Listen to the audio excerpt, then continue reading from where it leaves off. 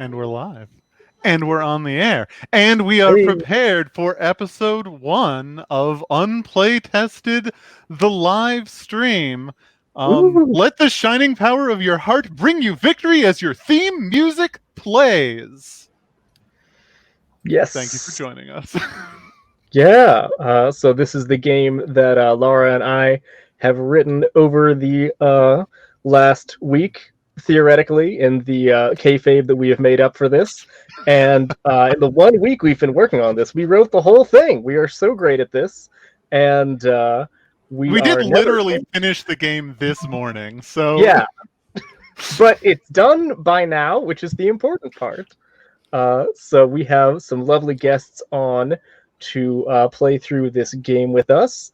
If everyone would like to, I guess just say hi to the crowd, introduce yourself with your name and pronouns, and how much you know about Naruto, if any.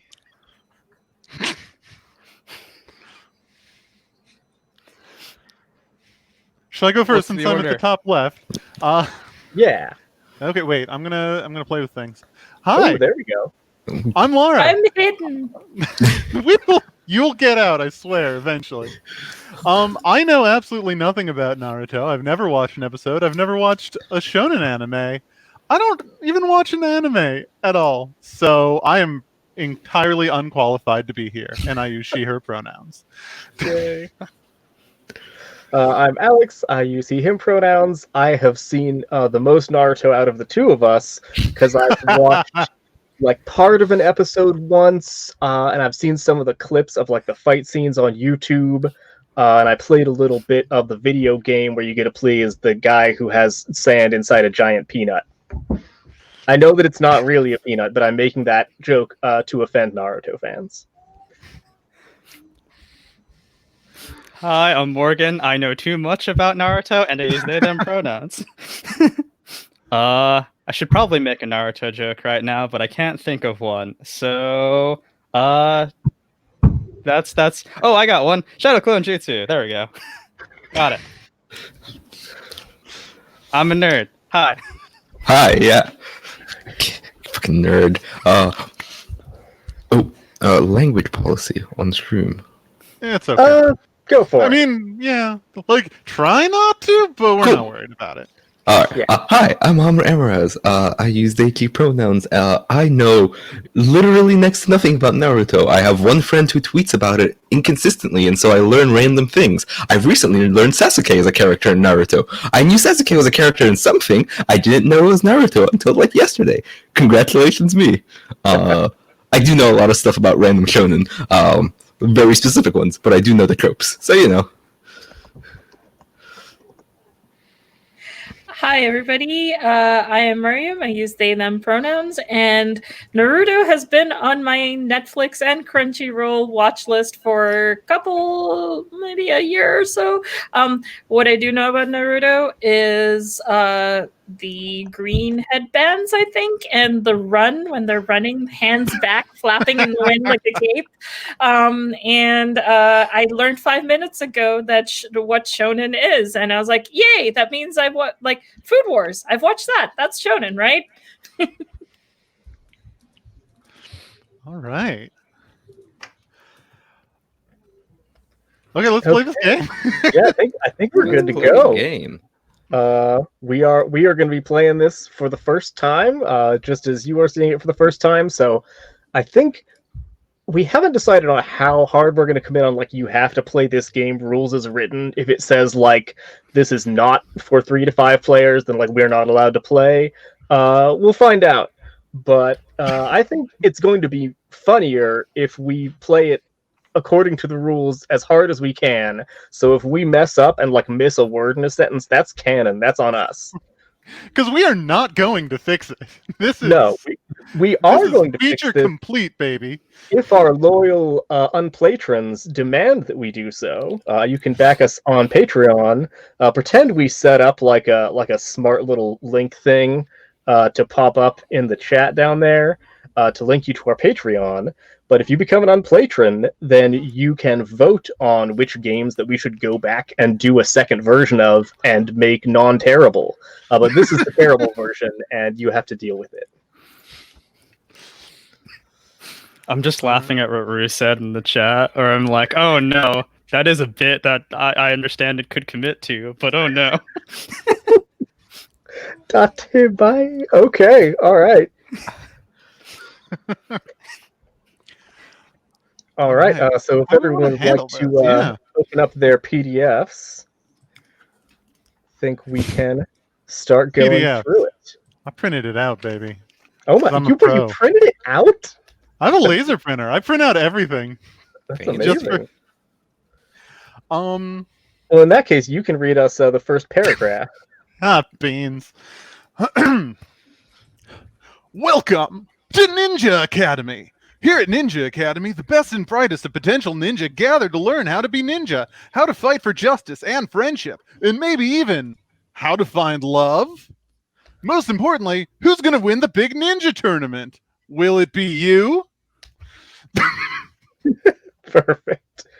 Let the shining power of your heart bring you victory as your theme music plays is a story game that possibly emulates Naruto, written by two chuckleheads who've never watched Naruto, so are mostly just guessing based on commercials and general cultural osmosis. So for our setup, each player is going to choose a character type, and we can have multiple characters of each type except for the eternal underdog. There is only one of that chump. But it's okay, because if you're the eternal underdog, you will eventually win the big fighting tournament, even though you lose all of your other fights. So look forward to that if you want to pick that character. And we're all going to go through as a group, answering some questions about our character type, and then just a little bit of character creation. It's pretty bare bones. Yeah, it goes real Share quick. what we're doing. Yeah. If you turn to page 3, you can find the character types to Yes. wedge And your the player with the best puzzle. sword will be the first player, so I look forward to the 15-minute argument we have about that. Should I go grab it? It's right over there. Yes, I think, yeah, that's really the way. We have to show off our swords and have the internet judge them. Oh, my sword is not within arm's reach. It's I'm very gonna good. I say just the- can't. The pencil is mightier than the sword. Oh, Mm, It Nice. looks like a wand. Ninjas love technicalities. There's literally an episode of Naruto where they have a test and they're scored on how well they can cheat on it. what? That's so good. I mean, technically, the episode goes on, but technically that's the premise. Nice. We are also, this game is going to be based on Mobile Frame Zero Firebrands by Megan Vincent Baker, which is an excellent game, much better than this one, but you're not playing that right now. Sorry, suckers. So go check out Firebrands as well. I am pretty sure that all of our players are familiar with sort of how that game goes. For our audience, it's made up of a bunch of little mini games, and you jump into different games for having a dance or a conversation over food or a big free-for-all mech battle. In this case, all of our games are going to be fight scenes because that's the only thing we know about Naruto is that they're fighting in it. So there will be a fight scene where you are also talking over food, or a fight scene where you go train in the mountains to get stronger, or a fight scene where you fight each other, and a fight scene where you maybe fight each other and maybe smooch. So look forward to that. There's going to be a lot of ninja fights, and that's it. What more do you need? I feel like Morgan is the only one who has actually produced a sword, so I want to say they have the best sword. Yeah. I, in fact, have two. I Oh, agree two and swords! disagree. Yo! Two swords is a real power move. What character type do you want to be? Well, let's see. I guess so. Kakashi is my favorite character from Naruto, so I probably am going to pick Trainer. Love Kakashi. Yep, Takashi, definitely love I this love character. that character. I think. Don't worry, I'm just talking to Rue and no one else. That's perfect. That's what we need. I don't think we have any rule for who decides next, so Nope, we didn't write that part. somebody else yell out character type? Someone roll a d6. This is role playing games, right? Dice. We don't have dice in this game. I don't think we have that. No, there's no dice in No, this no, game. No, it's a yeah, first all we have is a will token, which Yeah, it's just a token. You can use a die for it, but you're not allowed to roll it. I think I'm just gonna be a 100% on my own bullshit and be a cool human animal combo. I did not put this in the game. Lara put this in the game, but I'm picking it because it's amazing. I'm gonna say that I'm part spider because I had my idea of being a thread-based character. oh, that's really good though. Yeah. Like I am super. The underdog. Ooh. Yeah, so we got an underdog. I'm super enthusiastic about being an entire team of enemy ninjas, but I don't want to take that from someone else. So, I just wanna. We can have multiple entire teams of enemy ninjas too. What if we were all enemy ninjas? What if we had two separate groups of rival enemy ninjas that are interfering? Yeah, this game could Four have rival groups of several, enemy ninjas like, and one 100 underdog. player That's the characters. ideal version of this game. And y'all are too cowards to let us have it. All right, fine. I'm a cloud of ninja. I am. What did I say here? I am between 15 and 50 ninja working together. Beautiful. It says, sometimes one of you will step forward to like talk to people or use a pair of scissors when necessary, but they have no independent identity. You're just like a bunch of the foot. I feel like I'm being typecast as either the student or the eternal underdog. I think Mariam was picking the underdog, right? Yeah, we already have one eternal underdog. Whoa. There can only be one. Do you want to be the No. eternal one? I missed it. You picked that. That was my Okay. fault. I will take student. Okay. Everybody is represented. That's fantastic.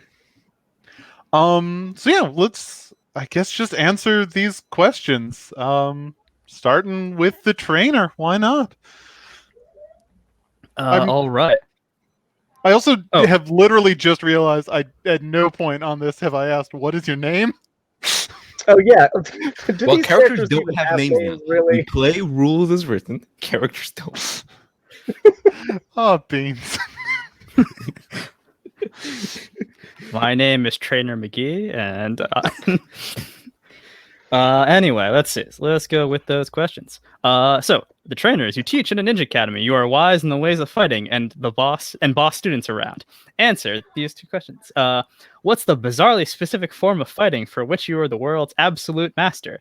E.g., for example, fighting while wearing a towel, or fighting for control of a precious face. I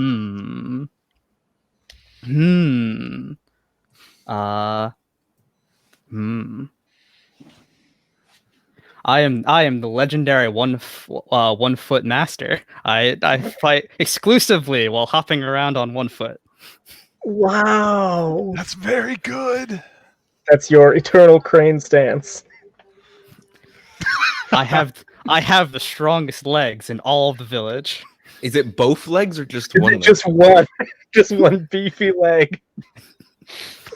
That is for me to know and for you to find out when we play.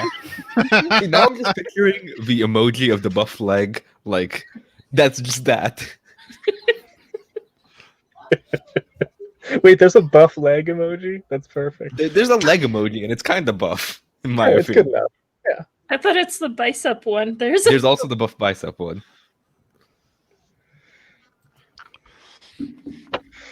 Oh right, I got so excited, I forgot there was a second question. Oh, yeah? Yeah. You spent some time training the character to your left. What was the source of your grand falling out? And of course, we did not decide what left means in the context of being extremely online. Morgan, I hold up mean, your left left hand. is counterclockwise, so Yeah. So is I it think me? that's you, Alex. Yeah. Okay.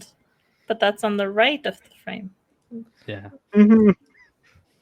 All right. So Alex, you picked which one did you? Oh, you picked the animal human hybrid, didn't you? Yep. Oh, is the falling out that you decided not to pursue the one-legged style? That seems good, yeah. Wait, Because you're I'm like, 1 leg, what about 8 legs? right. You have 8 spider legs. What is going on here? That's very good. That's very good. Or trying to do it with all 7 legs up in the air and 1 on the ground. 1 on the ground. Oh, Yeah, you tried, and then you're like, no, this is against who I am. I am the 8 legs, and then you switched. That's very good. I love that. Also, what's funny is that Alex has made an actual Naruto character, and he doesn't know. No! What? Your game works. how did dare it. you, Back it up. Alex? You've disappointed us all. Aw, I made a Naruto. Okay, I'll go next and do my character creation. Yeah, we'll go around that way. I'm part human, part animal, and all student at the Ninja Academy. What kind of animal and how does that work? Clearly, I am part human, part spider. I think that,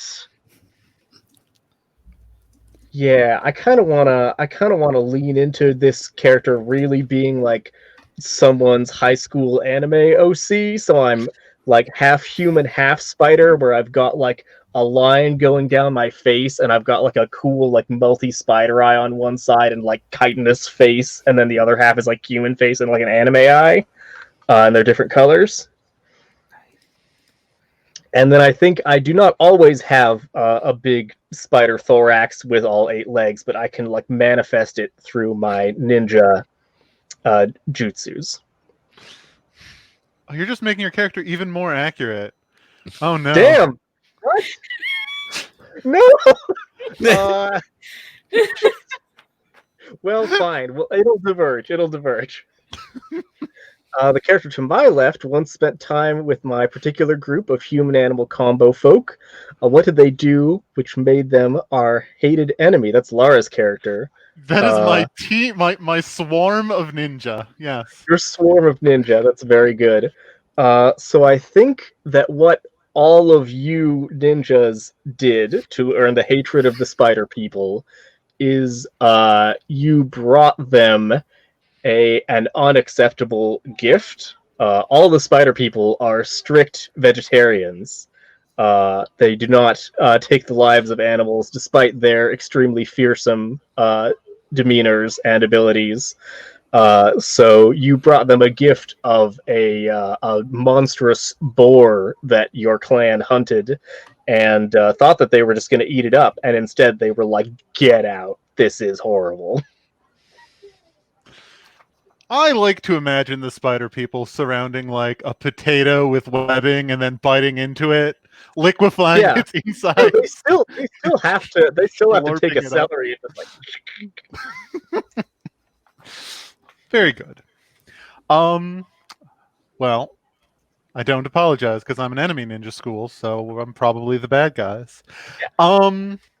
What is the cool thing I can do when I get the entire group of me working as one giant mass? E.g., form a humanoid giant monster, completely destroy a mountain, climb a ninja tower all the way to the moon. Am I allowed to just take that last one? Yeah, you wrote Good. it, so. Wait, are yeah, you when I wasn't before, but now I am. Yes. That is, in fact, the only way to and from the moon is via Ninja Tower. All 15 to 50 of us working together. The moon is really close to Earth in this universe. Or the ninjas are really tall. So I have Well, bad it's when you get news. into your mass Oh, no. that you become big. There is in fact a ninja in Naruto from the moon. No! Why are you doing this to us? How many seasons did this show run for? Also, alternatively, hear me out. The ninja tower works that once you stack all the ninjas, the bottom becomes stable and you can start climbing each other up, defying gravity. But only yeah. if you have all ninjas in the tower. The moment a single ninja leaves, the tower breaks. Ooh, that really works into the second question. The character to my left used to belong to the school. Why did they leave? Are you suggesting that the eternal underdog just could not handle the power of the ninja stack? I was not a very good bottom, and I was a very weak top. Bless you. Sold. No notes Glory. accepted. Canon. Let's go. You picked the right players for this game.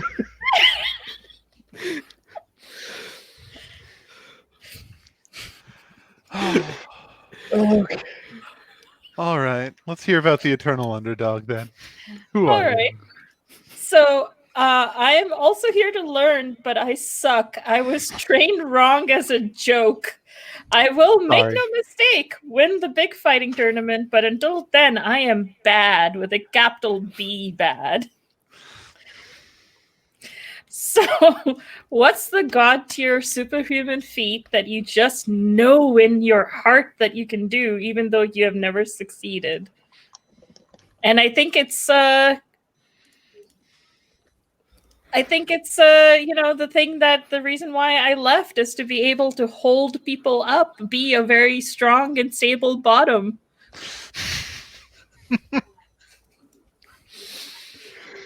That's Or really good. Your stability cannot be broken. Yes. So super strength. And the character to your left, so that would be Amr, the student, has saved your life like a bunch of times. What was the most recent? I think it's definitely I'm working on my climbing. To be able to build those muscles, that core strength. And every time I somehow manage to reach, like I'm on that last branch, somehow my legs give out, they're burning, or my hands or my back, and I'm just like falling, and somehow they're always there to catch me. Usually, sometimes they actually like catch with their hands, or they break my fall. How does that sound? Perfect. All right. That leaves me. Student, you're here to learn the ways of being a sweet-ass ninja fighter, but also you're all about teen drama and probably sneaking off to smooch. Okay, sure, I can work with this. It's gonna be a little tricky outside of my normal role-playing comfort zone, but we'll make it work. What's your weird nigh magical gimmick? For example, you can run so fast you can create clones of yourself, or you can punch arrows out of the air whether or not someone shot arrows at you, which is, can I say, very good. This is a fact. I have never once smooched in a game in my life, and no one can prove this. It has never been done. It'll never No be video done. recordings, no audio. No audio. Yeah. Okay. I think I am a very diligent student. And my weird nigh magical gimmick is I have the ability to always have the right book for any situation, whether that's a book to help ace the test, or a book to smack someone in the face, or a book to block arrows that are being shot at me. But I always have the right book for every situation. That's very good. What a nerd. We're all like, I want that power. Yes. Bunch of Hermione Granger ass players. Emotional bond with the character to your left, who you're either trying to romance, or if that's too creepy, make proud. What was your last attempt to impress them? Let's see. We've got the trainer. Yeah, I will say it's definitely romance is not definitely that. creepy. Yeah. In this case. Yeah. That's why we wrote that in. Yep. Perfect. All right. The last attempt to impress them. Okay. I think I tried to balance one-legged on a pile of books. The library collapsed shortly after. You balanced so poorly you destroyed the library? Whether I balanced so prove it. poorly or the library fell for unrelated reasons. Was it like a domino effect? I imagine that. I feel like it's probably like I did it, and then I hopped off the books. And the moment I hopped off them, they just fell down and did the domino effect. So I did the balance. We don't talk about the destruction behind me. Score. That was the A other for idea I effort. had. The books were Yeah. load bearing. That was my ever thought. Like the scene in The Mummy where all the bookshelves are going, wait. Yes. wait. I think I took every book. The books I used to make my balancing tower were the ones that were load bearing for each shelf, and so it just created a perfect domino effect. Only you could replicate that on purpose. There's a book for that. There definitely is. If only to knock them all down again. Okay, so we have a couple more questions for us each to answer. What is your dream? This is what motivates you. What is your runic symbol that appears in your eyes, maybe, and gives you cool superpowers? You got special eyes, somehow, sometimes. And what is your theme song, like the instruments and genre and lyrics?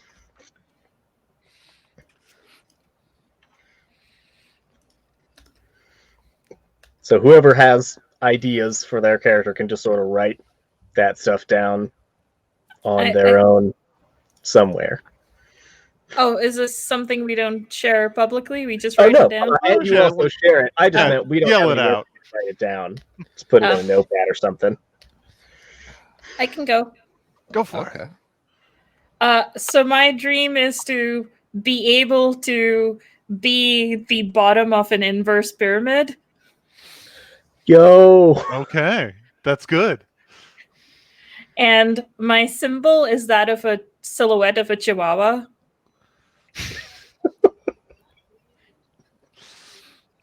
And it kind of just it shows up it does like it kind of shows up like almost not Sailor Moon or like in the center of my forehead when I finally get the ability, sort of a thing. ooh, And my theme song is Who Let the Dogs Out. a song that traveled across time. Be there for you.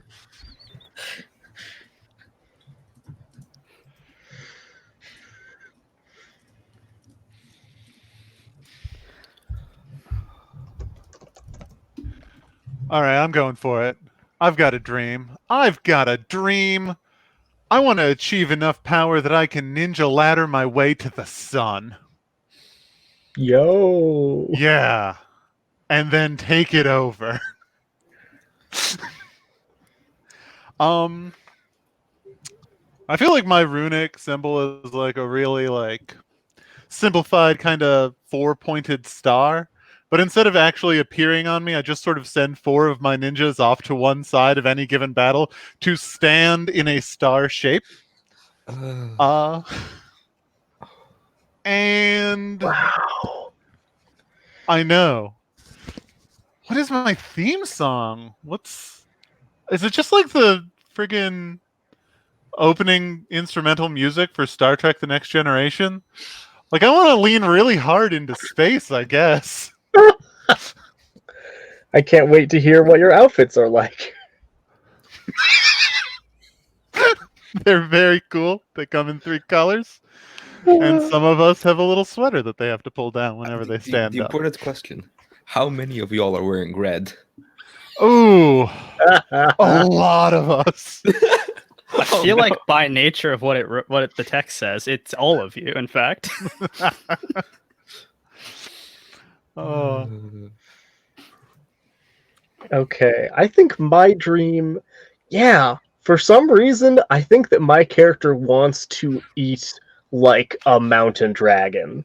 I think that I believe that my people are wrong. They're holding themselves back by being vegetarian. I'm vegetarian in real life, by the way.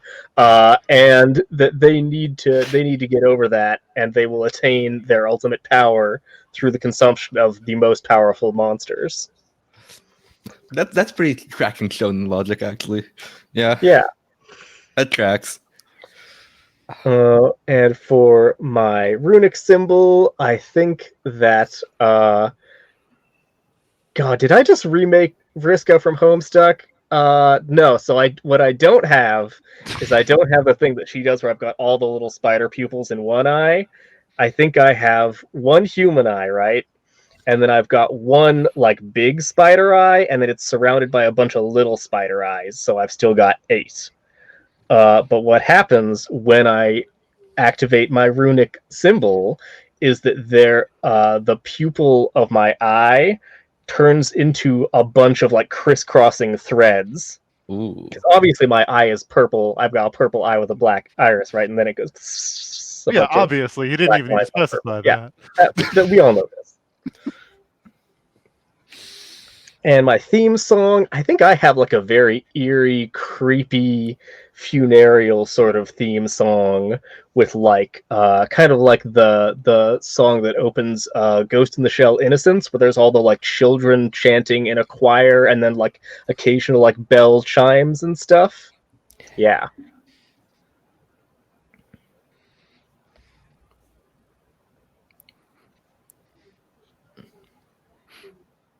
I only have the dream so far, and I Rock and feel roll. like what we're lacking is someone who wants to be the Hokage here.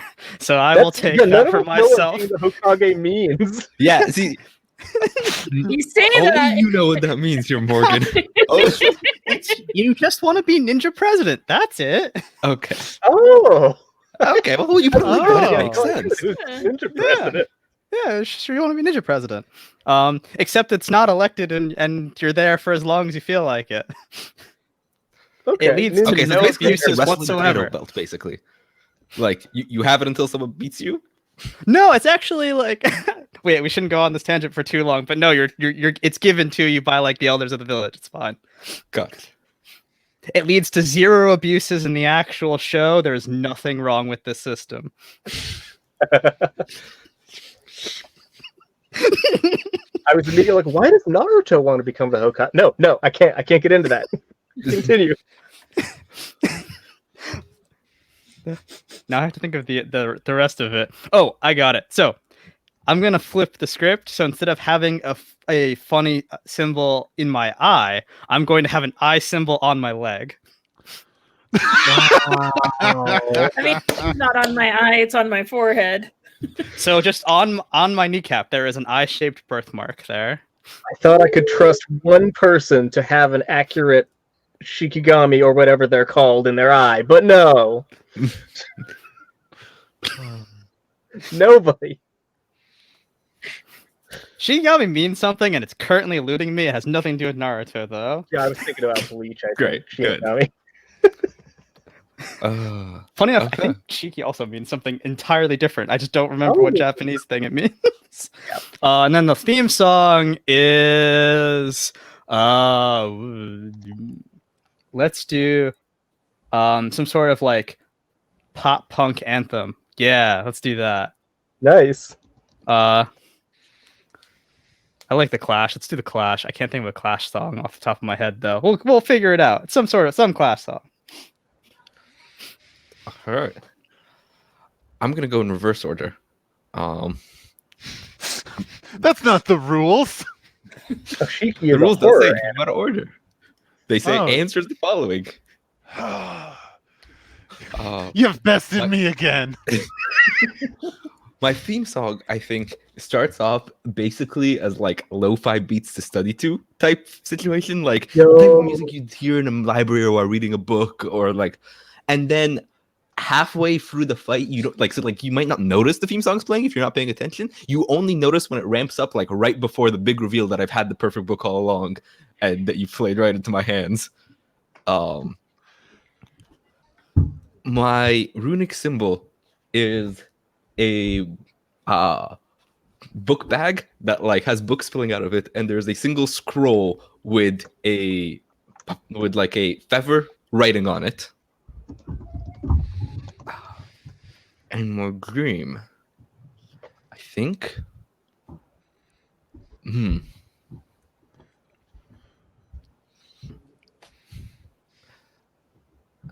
I think my dream is to find the lost book from the school's library. The one book you can't summon. Exactly.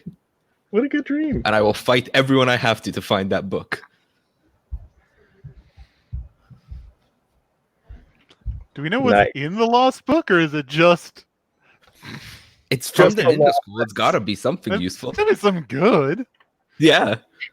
And it turns Lost out book's not it like was 50 Shades of Grey. and it turns out it was like some book that it has like a collection of recipes for like house cleaning. That's a good book. I'm gonna find it. I mean, what would be hilarious if it was recipes, but for dragons, just to tie everything together. We'll see what happens. How to prepare your dragon. And it's actually about cooking, not writing. All right. I think that's all I've got. Nice. I think we are ready to roll then. So, Morgan, as our first player, you will pick which type of fight scene you want to do. That's from a fight scene with food and talking, a fight scene for reals, a fight scene in a ninja classroom where you go to ninja school and learn about stuff, a fight scene where you get stronger, and a fight scene, but at some point there might be some smooching. There is also, and then my theme music starts playing, but you can't just start playing that one. You have to wait until another game leads you into it. And then, of course, there's the big fighting tournament, but that doesn't happen until the end.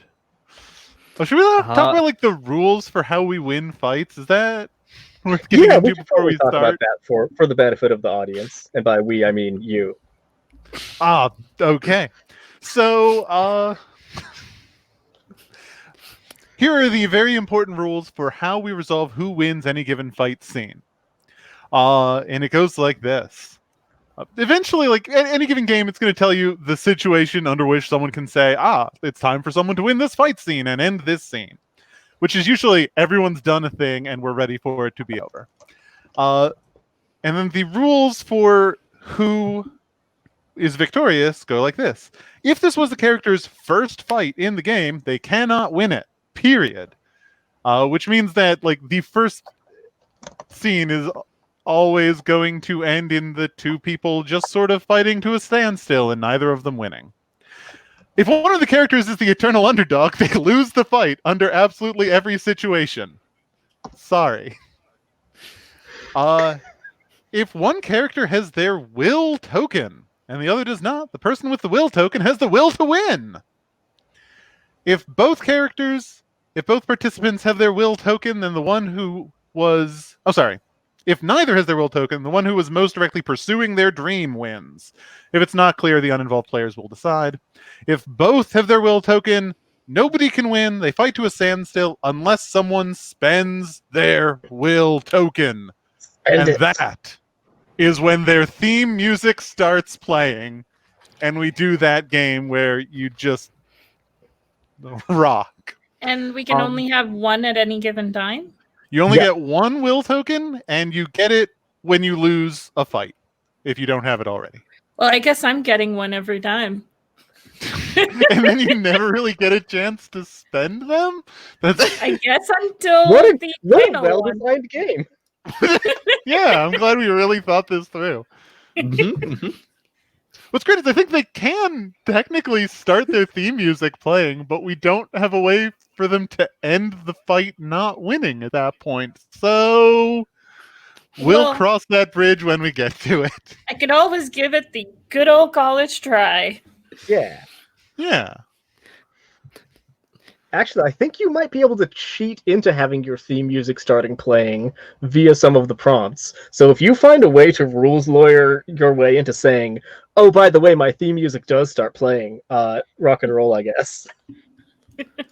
That's on us. You hear the woofing. Woof, woof, woof, woof. You know, ironically, the thing that actually might save your design is that that when your theme music starts playing isn't technically a fight because it's not stated to be one in the game. That's not a fight scene. What? So it's not a fight. It's just a theme music scene with fighting. So that means the underdog doesn't have to lose. Not technically a fight. Okay, that's actually pretty good. See if that ends up coming up. Yeah. Okay. Rules learned the game before we even started. Good. I mean, this Anyway, is so- unplay tested. Exactly. So I'm gonna do, because I'm the teacher. Let's do the ninja classroom. Heck yes, let's. And that's for all of us? Mm-hmm. All right. So should I read it or Yeah, you wanna read it? go for it. All right. So it's a fight scene. Parentheses in a ninja classroom. Parentheses where you go off to ninja school and learn about stuff. Parentheses a game for all players. Describe where this is taking place. What kind of classroom is it? What cool ninja gear is on the walls? So, I want it to be outdoors because why not have an outdoors class? That sounds great. Let's have it just be set in like a the classic. It's like in the like there's a forest around, but for some reason there's this oddly suspicious like circle that's been carved out that like conveniently we can see everybody in, and no one knows why that this perfectly shaped circle would be here, but that's where we are. And in terms of ninja gear, it's definitely lots of like, I think what it looks like is like the first part of the class was like a physical test where everyone hauled the gear towards the site. So now everyone's tired, like having like lifted like giant logs or like sacks of like shuriken ninja stars and other equipment, or and whoever was unlucky was basically like fighting on top of balance beam while other people carried it. That's so good. Anytime there's one unlucky chump, that will be me. Yeah. Oh, yeah. And so basically, you were basically like you had to balance while other people were carrying this log, and then other people had to practice throwing things at you, and you had to dodge. that was the exercise. So I am a bloody puddle right now. It's fine. They weren't sharp because that was not part of that was why we're going here. No one maintained the equipment properly. Somehow that hurts even more. It's like getting a bunch of spoons thrown at you. Is it like anime, or is it like anime kind of like bumps when people get hit on the head? Like Yeah, the so big it's like lumps. I'm nothing but bumps all over. Yeah, it's definitely a lot of like superficial scratches that like, no, you were cut by really sharp things. Why are there like little scratch lines that look like I don't know, a cat was attacking you or something instead?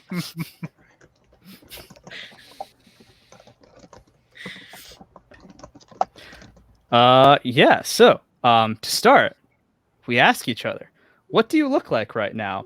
Why are you in this class? What's your role here? During the scene, anyone can ask anyone questions about the setting, occasion, and circumstances, even if they aren't playing in the scene. All right, well, what do you look like? What's your role here? I guess technically speaking, you don't have to answer, but it would be polite. I'm the teaching prop. Oh yeah, we know what you look like, and it is not great. Okay, so obviously we all here have a very perfect, flawless image in our mind of what Naruto looks like, right? What his outfit is specifically. We all know exactly, so I don't have to describe it because we're all Naruto experts. Right. So I'm wearing that outfit, but make it a robe. Whatever you're picturing, that's the outfit I'm wearing.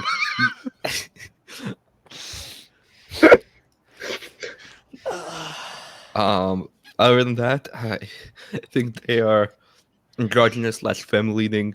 Probably on the taller end, a little lanky. And what am I doing? Why am I in class? What is my role here? I'm in class because I'm a nerd. I'm taking every class at once. Right now, I'm practicing my book auto note jutsu. So there are books in other classes taking notes on what's happening for me while I'm in this class.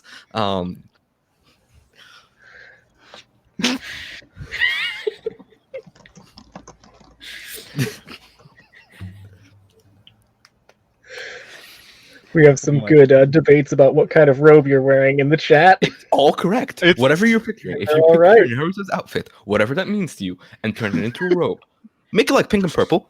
That's correct. You might have been Alright. picturing it as pink or purple already. I don't know. Writing fic now. Amr's gonna get the first fan art. I can see it.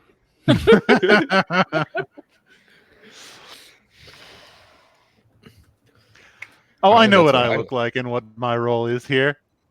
My role is not actually to be here. I'm not supposed to be in this class. My ninja, the Moon Ninja, are spying on this class. So what you see is mostly, in the trees around, a bunch of folks in vaguely ninja-themed Starfleet uniforms, peeking around the trees.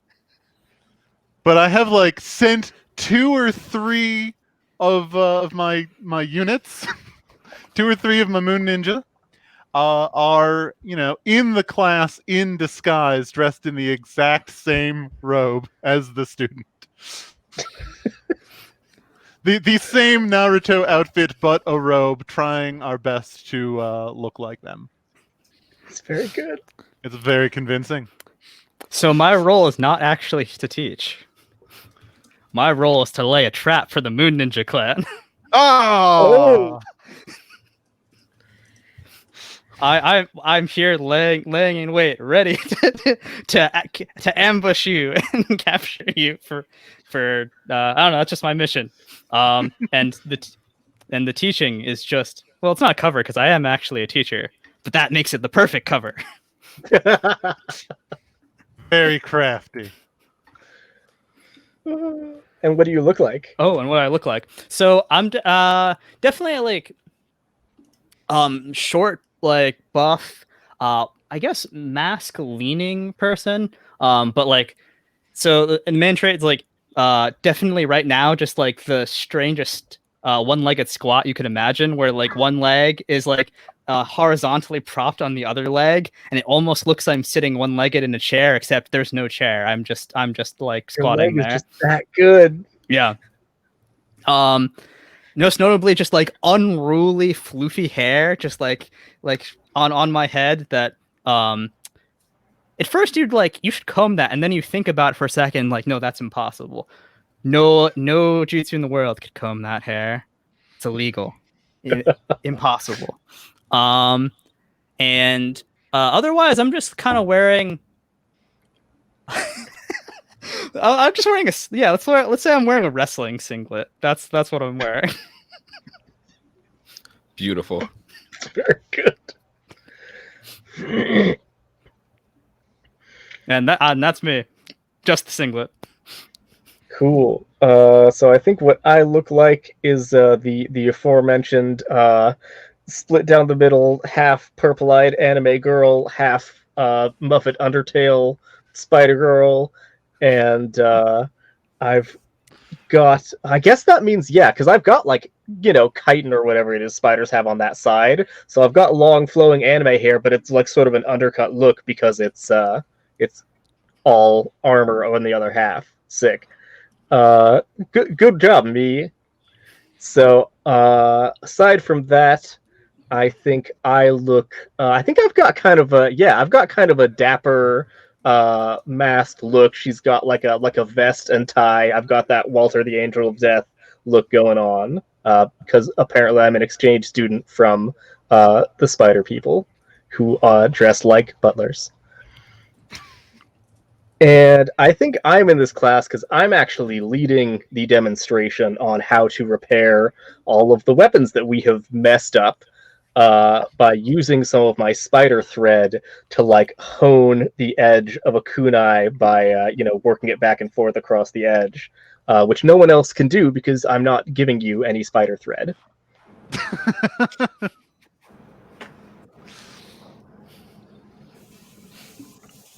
All right. During the scene, anyone can ask anyone questions about the setting, occasion, and circumstances, even if they aren't playing in the scene. Conducting the lesson, I guess I'll keep going. Everyone makes one and only one move in whatever order they wish. While your character type might affect how the move looks, all moves are available. After all, sometimes students present, and trainers can be bored. All right, who wants to take the first class move? This is big pressure. This is the first fight of the game. Yeah.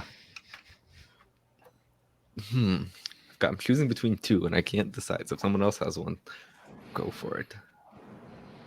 And the fight scene for reals is just above this page if you want to consult the stuff from that. Well,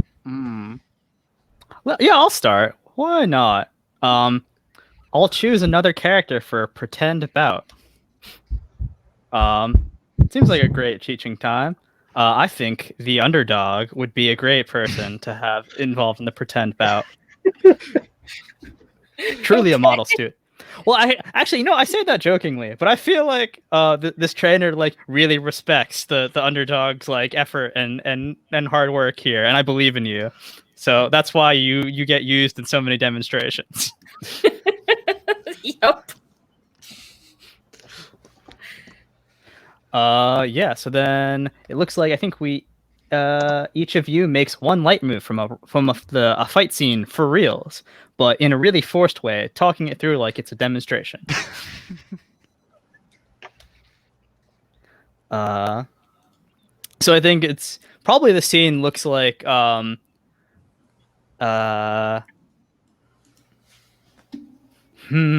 interesting. Well, it's a weapons class, so I think probably I'm like I've like taught you like a bow staff. Oh, damn it, I have one, but it's downstairs, so I can't grab it right now. I used these, just not recently. And so it's now like a question of like it's like, okay, it's time to demonstrate how to use this properly, and we're both like around, and I'm like right now like egging you on to like try and attack me so I can demonstrate some sort of defensive technique or something. Like, you can do it, come on, don't be shy, just come at me. And you're like doing the like a proper stance I'm telling you and not showing because I refuse to stand on two legs to show you the proper stance. Yep. And I'm holding it right now in kind of like the power lifting pose, because those are the only moves I know. Like, like cross guard or whatever, like really ridiculous one. Oh, it's perfect.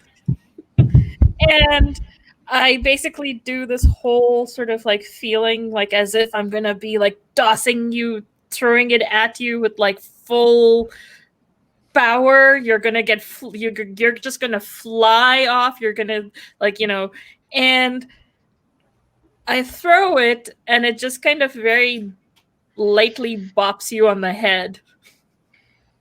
And it looks like I've expended all my energy in throwing it at you. So good.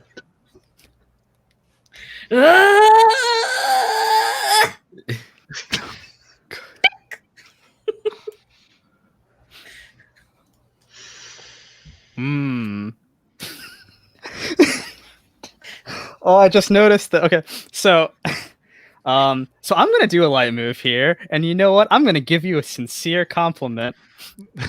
But what's even better is specifically what it says in the previous one is what is it? You But in a really forced way. Yeah, in a forced way, talking it through like it's a demonstration. And I think I'm praising your creativity. Like, yes, that is how you use your strengths and your knowledge to apply yourself to the weapons properly. And everyone else like is looking at this like, we can see you're really trying, teacher, and being really nice about it, but it's not working.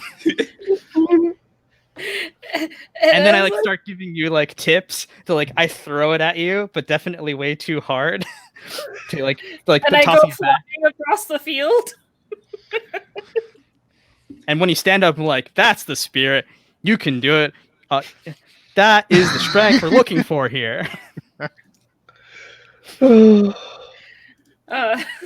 So I think I respond by like, okay, but like it's this weird thing where it's hard to take because I know like I can just see like I was expecting you to fly across, not me to fly across. And I know it sucked. And I'm just like, okay, master. Okay. You know what you really need? You should grab that tree right behind you and throw it instead.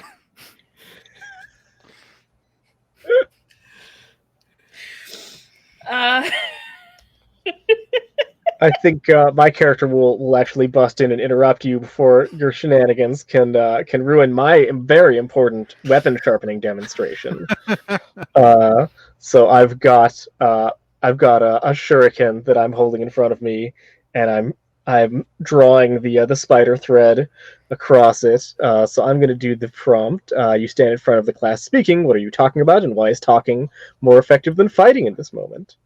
And I say, well, everyone, you need to pay attention to this sharpening demonstration, or else we're going to be here all day. Listen, all you have to do is just extrude a little thread, obviously. Step 1. Step 2. You use the thread, and you need to have it at this exact angle, and you'll notice that it's working when you can see there's a gleam on the little blade every time you go by. And, yeah, you sharpen a staff.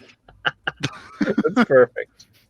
Also, my character's name is Kumo Ito, which means spider thread, because I figured that's probably about the level Naruto is on for naming their characters. Look at you breaking the rules and giving yourself a name. The rules don't say you can't give yourself a name. Yeah. A dog can play basketball. And I think, talking is more effective than fighting, because my goal is to have us actually ever leave this glade and not just be stuck here forever with a bunch of dull weapons. I have a move I would like to do after that. Yeah. While you're having that effective speech, I am going to choose a heavy move from a fight scene for reals. You attempt to make that move on a training dummy. How does it go horribly wrong? Oh, no. While I'm sort of recouping from that power lift that I just had and being tossed across the field, weary, I unthinkingly lean against the training dummy. And I think it was propped up near some beehive, and I knock it into the beehive, and suddenly there's a cloud swarming across me, and I'm running around for dear life doing laps around the glade. Wow. Amazing. I love that you tried to friendship slump a dummy and it went wrong. amazing. Now I'm just wondering if, like, because of where that, like, happens, does it, like, do the bees flush out some Moon Ninja? Oh, I feel like it absolutely. might. Yeah, no. Moon ninjas are running out of the trees and just joining the classroom, just crowding around the imposters and just sort of trying to look like they're meant to be. Just here. real casually, like, oh, sorry, we're late. Oh, beautiful. While this distraction is happening, I would like to pass a note. Choose another character to pass a note to. What does it say? Ask them how they react. So while everyone looks away from Kumito? How's that? Kumo Ito, I'm going to lean over and pass you a note. Nice. And it says, there might be Moon Ninja students spying on our class, but in my eyes, you're the only spy there. And then it's like spy there, spider, and like spelled 3 times, trying to get the pun. If you're pulling up the thread I'm putting down, and there's like a fancy thread drawn through it, why don't we book, and my sigil is next to it, an appointment after school? Wow. Wow. That's really good. Damn. I was like, maybe I was gonna be disdainful, but I think I have to be impressed with like the 6-layer deep puns there. That was very good. So I think that I don't say anything at the time, obviously, but later I will respond in the traditional Naruto manner by folding the note into a shuriken, sharpening the blades of the shuriken to razor sharpness, and throwing it at your back as we leave the classroom. Which means we have challenged one another for a fight after school. But is that the kind of fight that will end in smooching? There's no way to know yet. Aw. Oh god, I have to make a move too, don't I? Yep. Oh, pressure's on. Okay.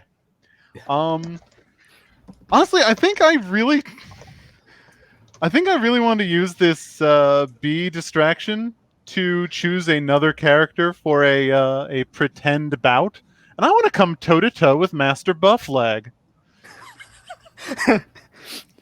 So I think, like, kind of the way I picture this working is, at this point the class has kind of been disrupted. So I just sort of, while the B's are happening on the left side of the field, I arrange like 6 to 8 ninja kind of standing tall, proud between, most of the students and you, Master Buffleg, or whatever your name happens to be. I don't really care. And I send one of my units forth, and I announce that you and I are going to have a bit of a battle. And of course, this is what I've been waiting for all day. In fact, Yeah, but I have no idea you're prepared for this. even more so than like me actually teaching. I've been waiting for this. And of course, in true ninja fashion, I take this in stride to be like, huh? What? Is that, what do you want again? And like completely pretending to be completely unaware that you've challenged me, and you repeat the challenge. I'm like, oh, okay. Gather around, class. Let's go make this a great demonstration for everyone. I really intended this more as a private battle between you and I, but okay. I'm still doing B laps. We just hear, "Ah!" Yeah. There are like 3 Moon Ninja Doppler- Clan members who have Doppler wandered effect. away from the crowd, and they're just clapping and watching you run. They're having a wonderful time. Among ninja training routines, B laps are all the buzz right now. Well, thanks for listening to our show. I'm going to end the Unplaytested. broadcast forever now. The Moon Ninjas absolutely brought their own chairs. They bring chairs from the moon because you get better chairs up there. All right, let us have this battle. I'm going to lead off with a light move. Okay, and I'm going to go with the classic one. I would like to circle you, sensing weakness, but since now everyone is watching, I'm going to do it in a real forced, weird way where I feel obligated to say, well, what we're doing now is making a circle around the master, around the trainer. It's round, and there's not a lot of ways to exit from within our scrum. It's the Moon Ninja Classic technique. It's very good. Thanks for listening. And now the fight. But you're not even calling it like enclosing crescent jutsu or anything. Come on. It's better this I way. wasn't really prepared to give things names. Kumoito, but thank you for I'm going to use that one. Enclosing crescent jutsu. Yeah, you should call it that. Come on. It's not bad. I give it a real B-. Energy.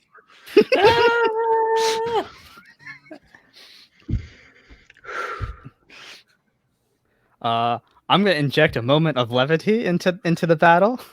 And this moment of levity is like that circle. I hop to the 4 corners of the circle and like attack you in a way that you have to dodge, and each dodge forms the 4 points of the star of the Moon Ninja Clan.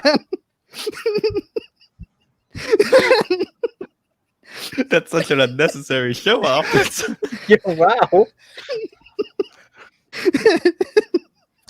Just to be like, now you know that I know that you know that I know what's going on here. Oh, we know. Oh, we know.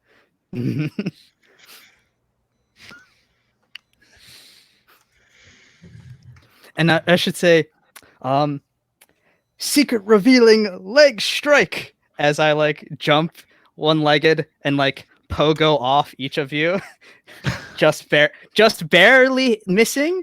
And you're like, oh, okay, I can dodge this. And then you realize once I've jumped back into the middle, I have now revealed that you are, in fact, Moon Ninja Clan members. How did you know? How did you know our secrets? I have always known this was the whole point. The true lesson was always have a backup plan. As the rest of the students, then like they don't necessarily understand what's going on. Yeah, no. But I imagine no. I told idea. them at the beginning of class, like when we're not flashing back, to be like, grab your weapons when I say this line. And now I've said this line, they're like, oh, we're supposed to grab our weapons now. I don't know why, but we're grabbing our weapons now. And they've all like stood up, like carrying things that are now like only half sharpened. And that's when the hourglass that marks the class session is out. What does your expression look like as the last grain falls? Abject panic. Mine looks like a cool, menacing, narrowed eyes.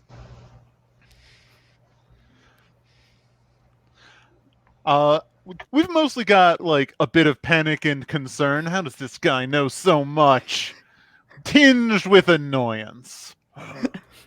And mine is smug, although I think the very next panel of because this is going to be a stalemate of me failing to capture you, that smugness will go away very fast. My expression reveals that libraries weren't the only checking out I was doing today. Ooh. Oh, good. Okay, it fell. Class is over. Time to go fight. Yay! So here's the thing. Did any of us win that fight? No, none of us did. We can't. Nope. It's the first fight. It's the first fight. Oh, yeah. I won emotionally. Because I feel like what happens is like, oh, it looks like I have the trap sprung, but clearly you're just gonna escape because there's a lot of you and I can't capture all of you, and it's just gonna like devolve into some chaotic melee, and the plan doesn't work. The class ends. Everyone gets up to go. All of the students holding their weapons are like, well, drop them on the ground and run off into the woods. I'm now just picturing the Yiga clan from Breath of the Wild that just show up. Oh, yeah. You're losing. You're like, smoke, disappear. Okay. So if we all did not win, does that mean we all get a will token? Guess we all get a will token. That's in the rules. Didn't expect to get so many so quickly. Well, that's the sort of thing you find out on a first playtest. Yeah, I was like, oh no, I thought that was by design. Whoops. Oh, well. That's great because that one is technically a fight scene according to the description. So we did not. Yes, we said once you have done a scene, the player to the left of the person who chose the scene chooses the next scene, and so on. If you don't want to choose a scene, you can pass instead and let the next player choose. And when everyone decides to pass, it's time for the big fighting tournament. I also had our 1 hour alarm go off, just since this is a playtest. I wanted to check in and be like, hey, it's been an hour. Everybody still good to keep going? Hooray, yeah. And I'll set another one. You can check in at our 2 hour mark, make sure we're all still feeling good. So to the left of Morgan is me. So I got to do the next scene. All right. Well, Amr, it sounded like you were angling for potentially doing a fight scene, but at some point there might be smooching. I mean, I'm not sure if I want to do a fight scene, but looking at the options, I think we should go with a fight scene. Yeah, that's the only option. Yeah, So, rock and roll.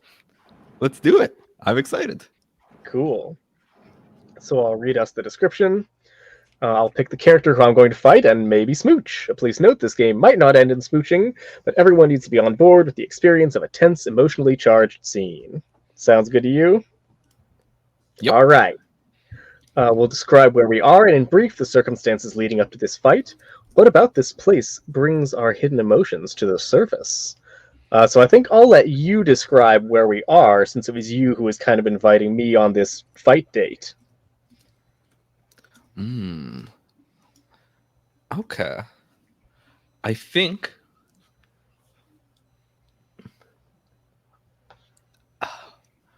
there is a hidden cave behind the waterfall. We gotta go with some classic tropes. Hidden cave behind the waterfall near the school. That's perfect. And what about this place brings our hidden emotions to the surface?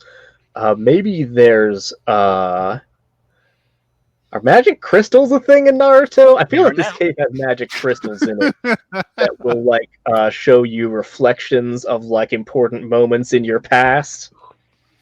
They also just I give feel like great that's media happened in a movie once. Yeah. Perfect. Okay.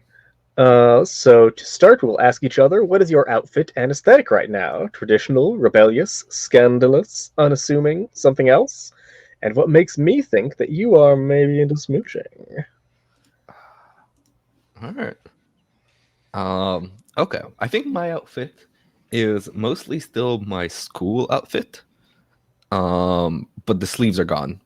Were there sleeves before? I don't know. The outfit was up to your imagination. But if there were, there are none now. So you're wearing a sleeveless robe. Yes, correct. Amazing. And what are your arms like? Are they beefy arms or elegant arms?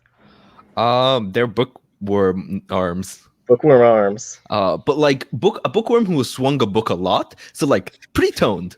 Nice, nice. What about you?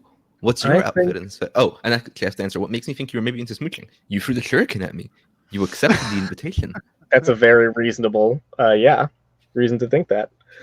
So I think my outfit is, I think it's the same thing I was wearing before, but to give it a little more description, yeah, it's just Walter's outfit from Hellsing. I've got like a butlery outfit with like a black vest and black pants, and I have a white long-sleeved, elegant shirt with fluffy sleeves and like black gloves. But I'm a hot spider girl. Hell yeah. And what makes me think that you're into smooching is I think I can tell as I'm looking at you, like my senses trying to read my opponent. I can tell that you're trying really hard to think up more puns in order to impress. That's hard to guess, okay? Well, it's very close to the surface, yeah. And I'm like, they must think up puns when they want to smooch someone. Accurate. No, yeah, that's accurate flirting techniques. That's bona fide ninja flirting techniques, puns. So just the two of us will be playing in this one, but during the scene, anyone else can ask questions about the setting, occasion, and circumstances, even if they aren't playing, and please feel free to make use of this power as often as you like. So for conducting the fight, we will converse as we like, naturally, describing the minor acts of martial arts prowess we display as we do. Whenever you like, you can make an advance to another character who responds with an answer. They then make their own advance or return to casual conversation. And we have lists of advances and answers that we can use, some of which are just stuff that is cool and flavorful, and some of which involves actually engaging various mechanics. None of this has been tested, so we'll see how it goes. And when we end the fight, we'll continue until someone picks an answer that ends the fight or draws a curtain on the scene. The latter does not count as winning a fight. There are no winners or losers in smooching.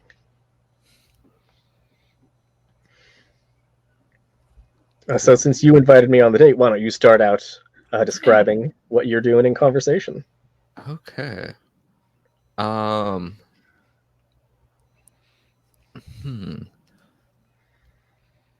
I think. So like we arrive at the cave and I start like putting my book back down. And as I do it, I look up. You been to this cave before? No, I don't think so. It was behind a waterfall. That was pretty intense. I guess I've did we get wet coming through the waterfall, or did we like ninja our way through?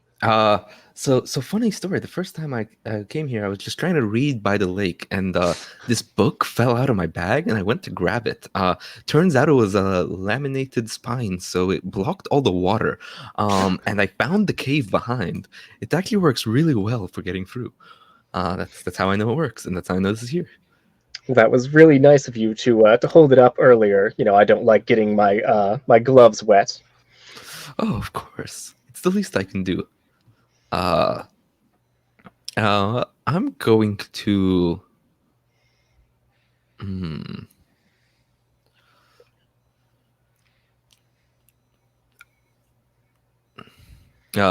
going to drop like all my books, finish that, then immediately grab one and like toss it like a throwing weapon towards you. Whoa! Um, Is that going to be the I touch you indirectly with a weapon or technique advance? yeah, let's do that. Cool. May I?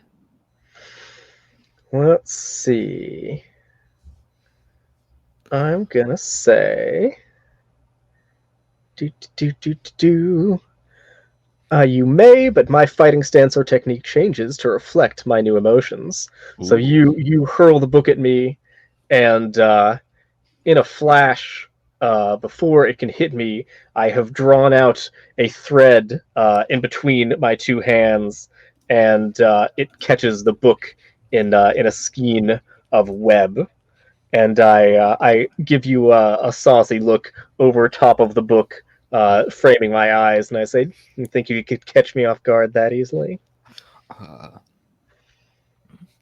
It's always worth a try to get any lead, right? That's what they teach us. Well, that might be what they teach you here. And I open up the book and start idly leafing through it. Ooh. I'm not even looking at you. I'm just sort of pacing around you. What is the book that I'm reading? I think it is a relatively small book, so I could toss it with ease. It is a book. It's got to be like one of the like a bad romance from whatever literature class that we have, which is read while fighting, obviously. Amazing. Yeah. Our read and fight class. That's perfect. Yes. And as you do that, I smile and just go, something more interesting in there than out here? I don't know. Why don't you show me? Ooh. And I turn my head a little bit and I wink at you with all 7 of my spider eyes. They go like bing, bing, bing, bing, bing.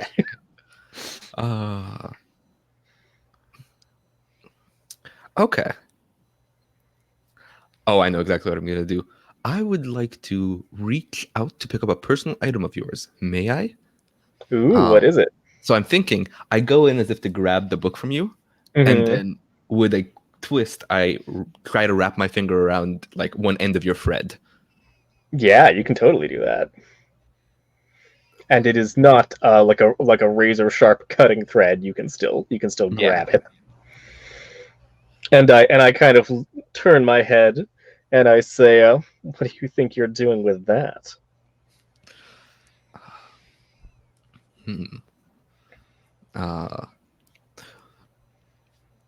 I just smile. Why, winning the fight, of course.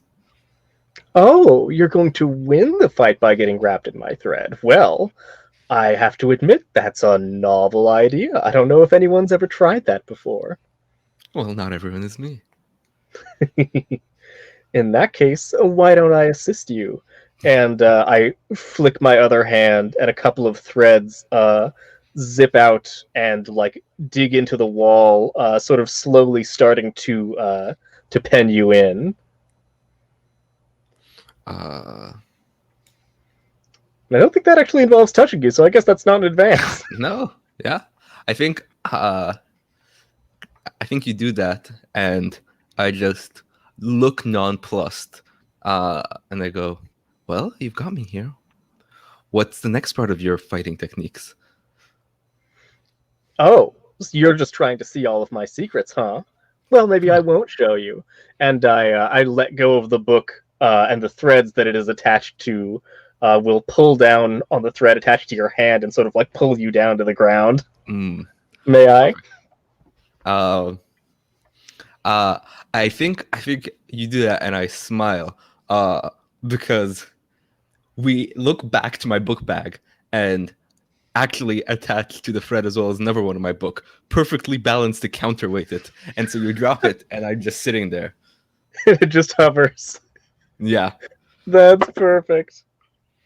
Uh, So what do you want to pick for your answer for that? which one did you go with? I did. That was I think I touched you indirectly with a technique. Okay. You may not, but only because I clearly desire a bolder advance. Rad. Come on, you have to have more interesting techniques than that. My techniques are incredibly interesting, I say, getting kind of flustered and stalking away. And I think I look at one of the reflecty crystals, and it shows me like a moment from my past when like one of the elders of my people was like, "Come on, you need to be more creative with your threads." And you can see that I'm a little bit lost in the memory for a second, and I've got like a really like determined but also kind of sad look on my face. Oh. Okay. I think while you're doing that, there is just like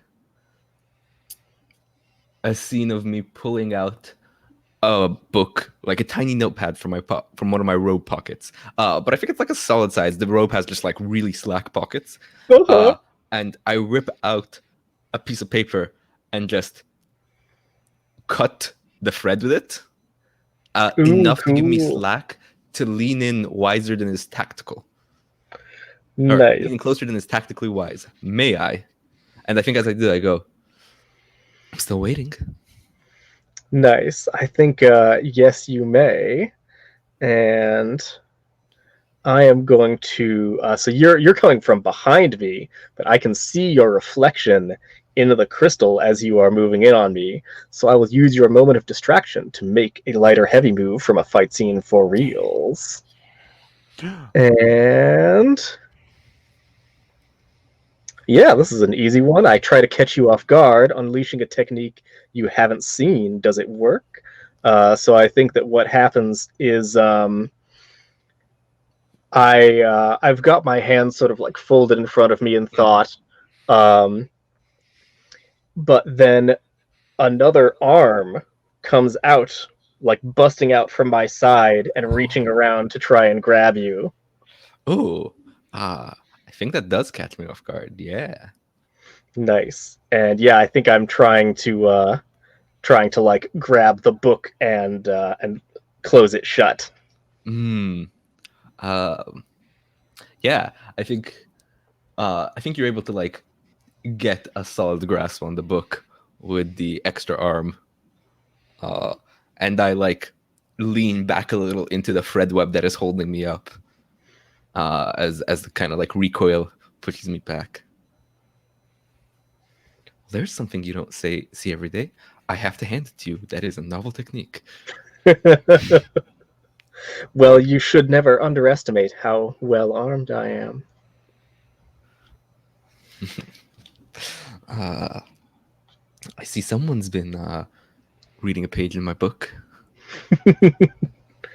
Yeah, I thought I might take one out of there, I say, and my hand reaches to rip a page out of the small book, the notebook.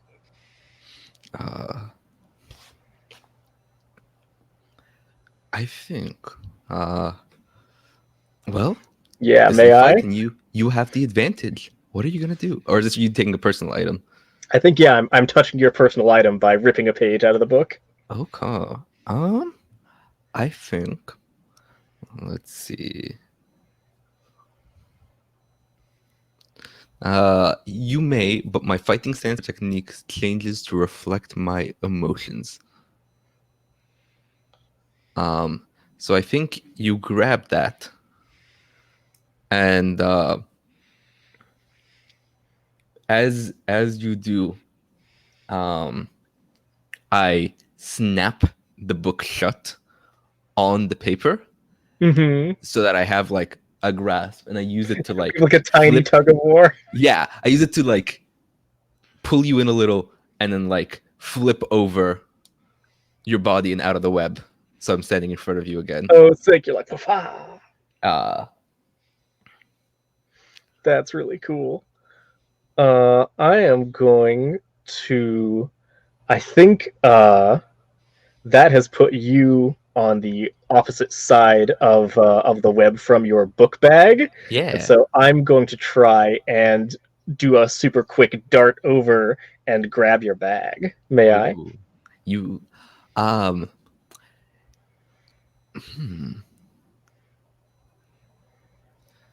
let's see.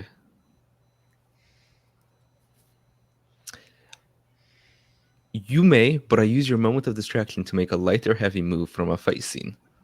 Yeah. So you go and grab my book, and I am going to make a flashy display of my power. Are you surprised, intimidated, or impressed? So you go grab my bag, and as you're grabbing it, you just look. In a second, all the books are in there, and a second later, they are around you in your web, creating a cage around you. Yo, sick! A cage of books! And yeah, I think I'm impressed. I definitely was not expecting such a cool long-term plan from you. And you can see all of my eyes go wide, and I kind of look around, reassessing the situation. You seem to be in a bit of a book bind there. Okay, wow.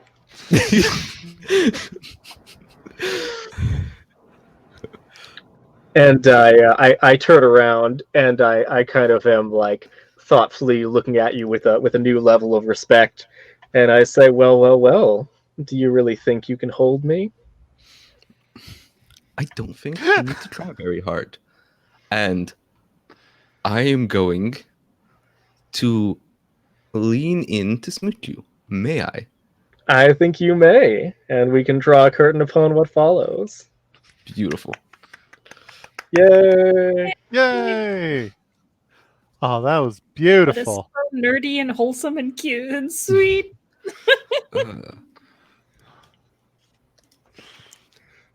And there is in fact a brief canon on-screen kiss before the light of the crystals dims and flickers and goes out. Beautiful. Very good. Very good. So Okay. Alex, what's really funny is that the same spider character that you also does the like emerging extra limbs thing in the show too. Fine. It's just fine. You said that, and I'm just like, it's so funny that you're just doing every single like part of the I can't playbook. believe you're becoming more of a Naruto as this goes on, Alex. God damn it. It turns out you were the biggest Naruto fan of them all. I've seen all of them. I've The got it Naruto was within you. right here. Beautiful. All right, too much smooching. Time for fight. Time for fighting, but also food and talking. It is my scene now. Yes.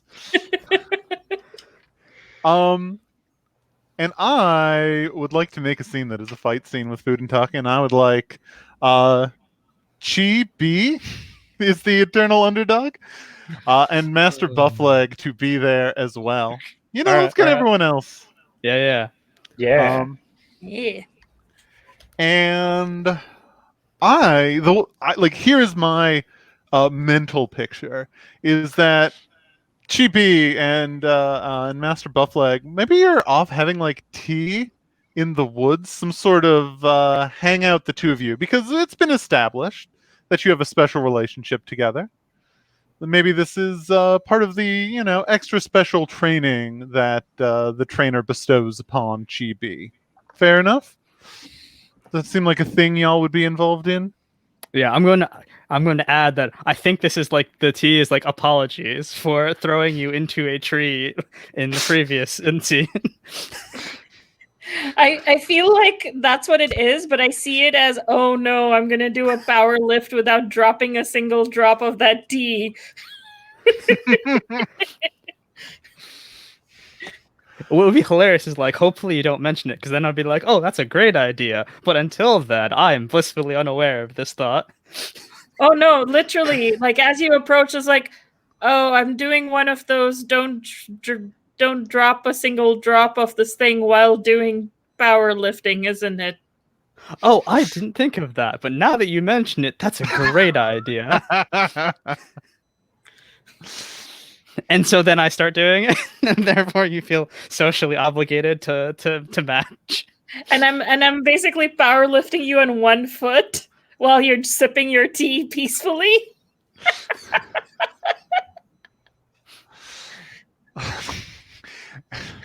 And that is the scene when the Moon Ninja Clan approaches.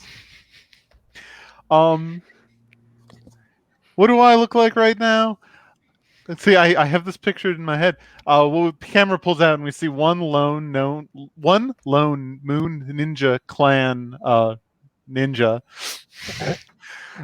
striding out of the forest, and they raise their hand to give you sort of a polite hail. But as they do, you can just barely see that behind the hands are the hands of all of the other Moon Ninja Clan ninjas who were just standing right behind them. They were traveling in a line to hide their numbers.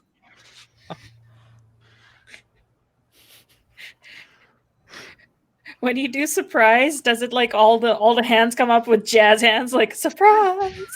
In a fan.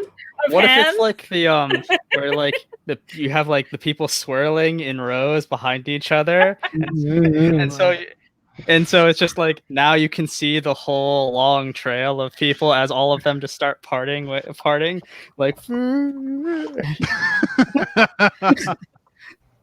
in just a long singular undulating wave. We do some very impressive and very hard to animate visual effects. All of the budget was blown on this one scene. This is this the one that went to the good animators, yeah. Well, we know what the two of you look like in the sense that one of you is actually no drinking one really tea. knows what I look like. What do you look like, Chibi? Yeah. You're powerlifting a tea drinker. So I am sort of the runt of my family.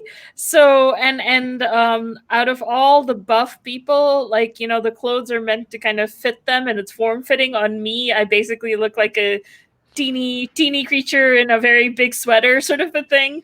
I think it literally is just a sweater. It's so long it like goes all the way to my feet. And bit by bit there's yarn on sort of felting or unraveling, and with each progressive scene it's getting shorter because it's getting the hem's unraveling. So it was up to my feet. After 2 scenes it's now like knee long.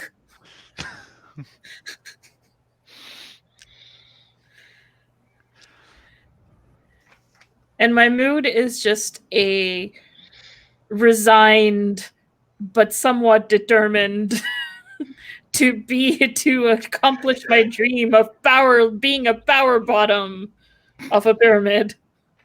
Mm-hmm. That's what they call it. That's the technical term.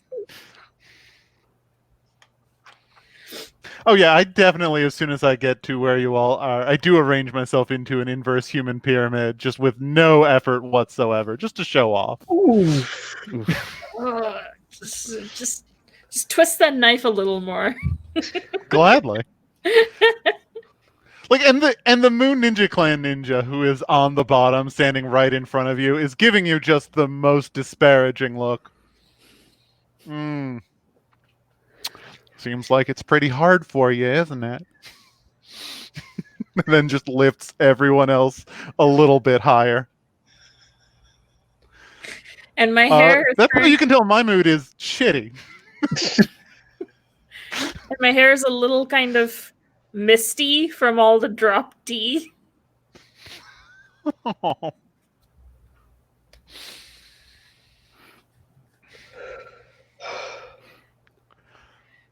What is your mood, Master Buffleg?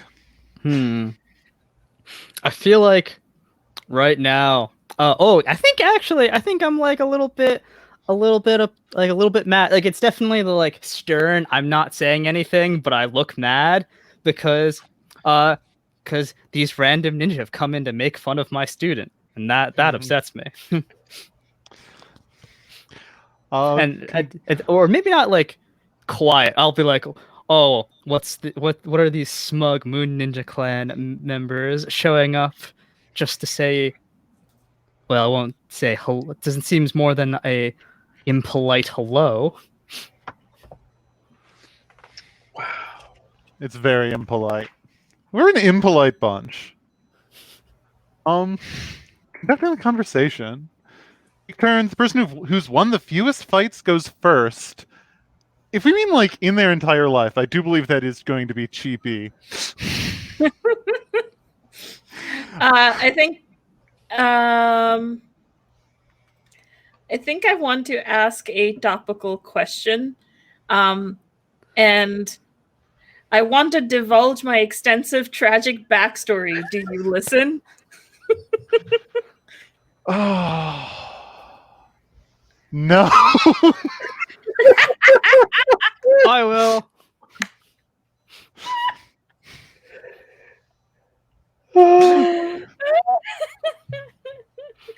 No. Okay. So what happens when there's a yes and a no? I think you go ahead and divulge your topical backstory. I'm just going to be rolling my eyes, and I have 45 sets of eyes rolling as hard as they can. Oh, I just thought that Moon Ninjas were all taking a lunch break when this starts. They just all like sit down and start eating.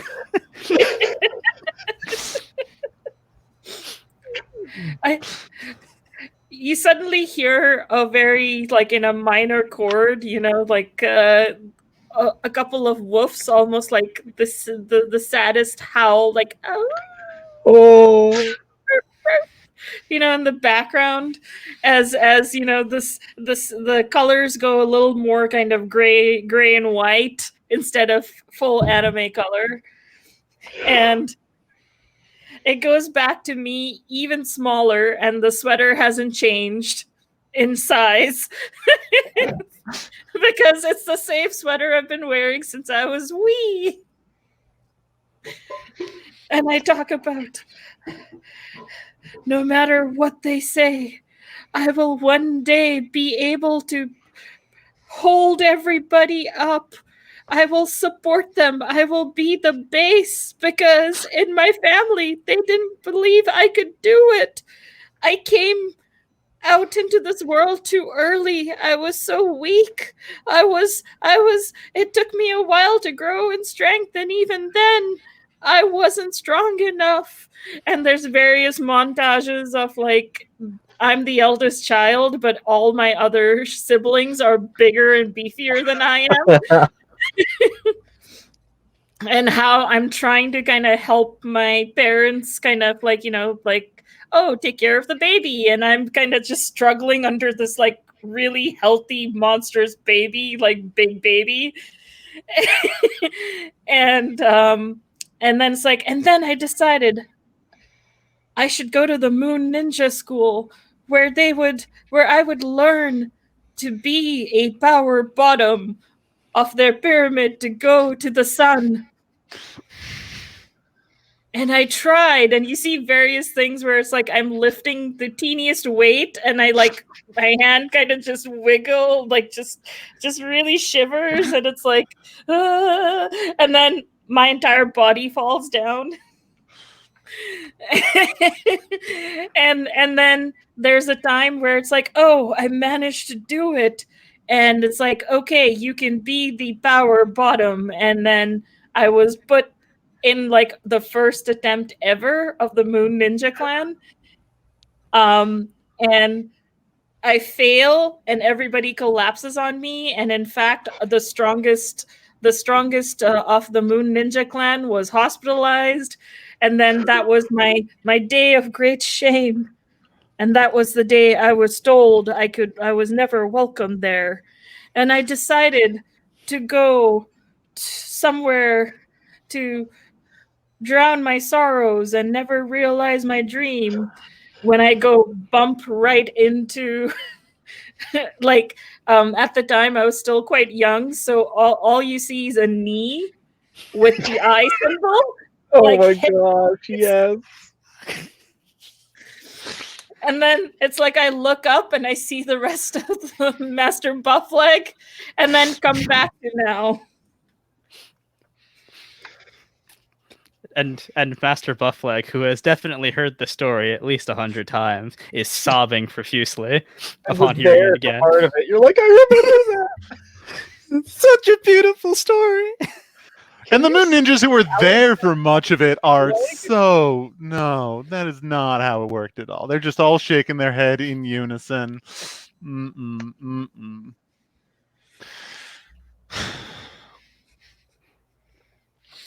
But I will learn to be a power bottom! As I feel like at this point I actually do manage to lift you 1 centimeter more. And there's like a glow, like a flash, like of triumph from like the animation, just to Yeah. like ding! that overshadows the rest of the scene and like turns us all to shadow, despite it not moving very far. And it's probably centered around the wine glass I'm holding. Also, Morgan, can you see out of your knee eye? Or is it No. decorative? That's for me to know and for you to find out in a dramatic reveal. I feel like that's my answer for every question. That's the ninja way. From my understanding, that's a very Naruto answer, and you can't prove me wrong.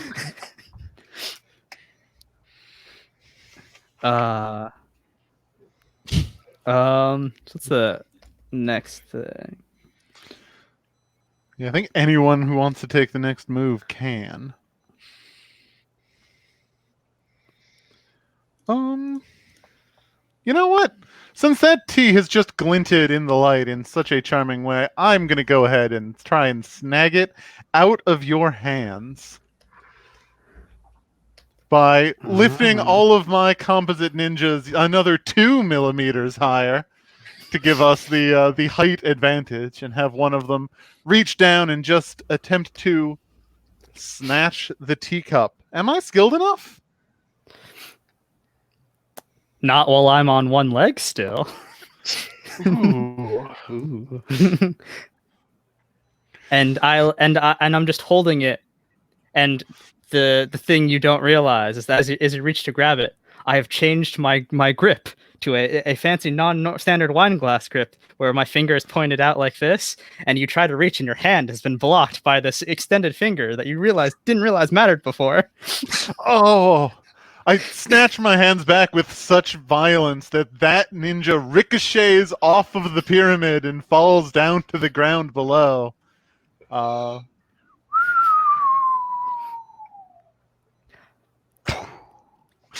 Very wily coyote. I will become the master of masters, and you will not stop me. I'm not trying to stop you. You are just stepping stones upon my one-legged journey. Hopping stones?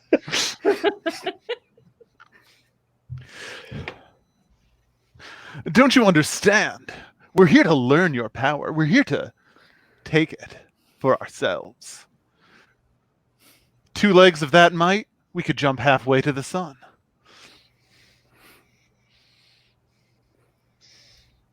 Then you misunderstand. I wonder if I can make a move here. Do. You could always turn it into a move from a fight scene for reals. Oh no, I wanted to do a speechy thing. I found a good one. Ooh.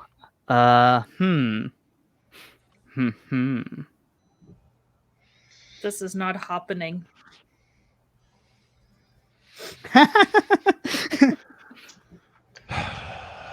Oh, okay. I got it. I'm going to dispense wisdom, but the topical question is I want to be praised about being the wise teacher, but whether or not I deserve it is up in the air. And you're like, you may believe you need it to run halfway to the moon, and this hopping will get you everywhere. But the real power is the firmly planted foot upon the ground. The true strength and true stability. Isn't that right, Chibi? And that's me clearly seeking desperately for student approval. And GB's like, yes, master. One day I shall be able to be a powerful bottom with just one leg. Now my question is that genuine? Or can I not tell? You know from the underdog that everything is genuine. Hell yeah. The Moon Ninjas all scoff in unison, and one of them near the top says, "Chi be a one-legged power bottom. Never! They couldn't be a power top if they had a third leg!" And because... that was a slow burn, and I'm happy with it. Because everyone has had the opportunity to make one move, and I want to just engage with this mechanic, I'm going to declare that I want to spend my token of will and have my theme music start playing. Whoa! Yeah, why not, right? That's the name of the game, I think. I don't remember what the name is. Part of it. So how does it work? Is it like only one person can spend it per scene or something? Basically, like yeah. The first person to spend it has spent it. So here's my will token. Nice. It is spent. And then my theme music starts playing. If it is possible, if it is in any way feasible to do so in the current situation in which you are playing this game, start your theme music playing. I think we get it like a DCMA stripe, so I don't think we can do that. Just imagine it. You can It's got yeah, if you do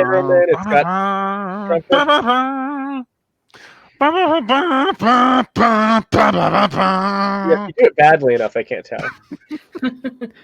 It has to be like it sounds like it could be 6 different things, and then no one thing can copyright claim it. So I'm just going to play the theme music for every Star Trek series simultaneously, and then no one will know. Except for Enterprise. It's been a Oh long god, you're so road right. getting Very from good, here man. to here. Been a long time. Okay.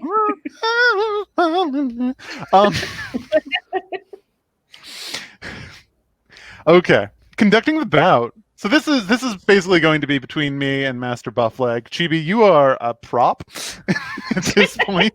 Yes. I'm always a prop. So how does this work? I make an attack. Describe the move in as much detail as I can bear. Focus primarily on describing the action as the director of an over-the-top anime.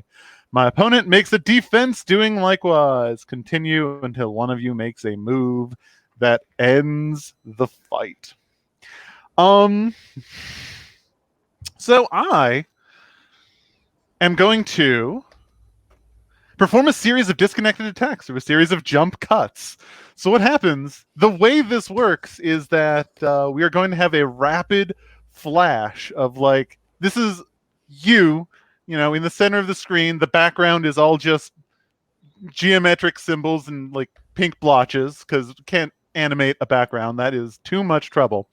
And then what we see is just like flash of every single individual moon ninja coming across and doing an uppercut in your direction, one in from the left, one in from the right, one in from the left, one in from the right, and then going off screen. And each one absolutely does definitely shout out their name as they do that.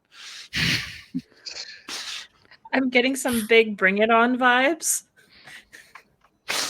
I just imagine it's been brought Fred, on. George, Joffrey, Jenny. Tomas. Uh, And that goes on for like a 30 straight seconds of uninterrupted name shouting.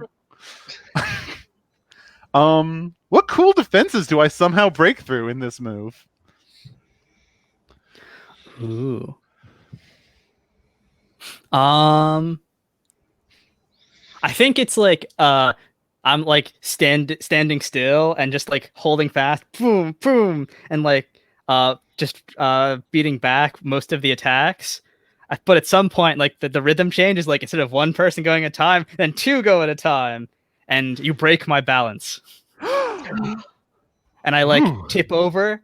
I'm not like necessarily defeated, but you definitely like I hit the ground in a surprise. Oh man, that's rough. Like your other foot almost touches the ground. Yeah, but in my own point of pride, I prefer to I've fallen instead of using the other leg.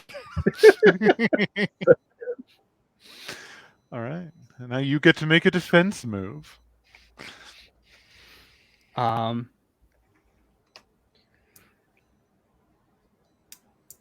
Let's see.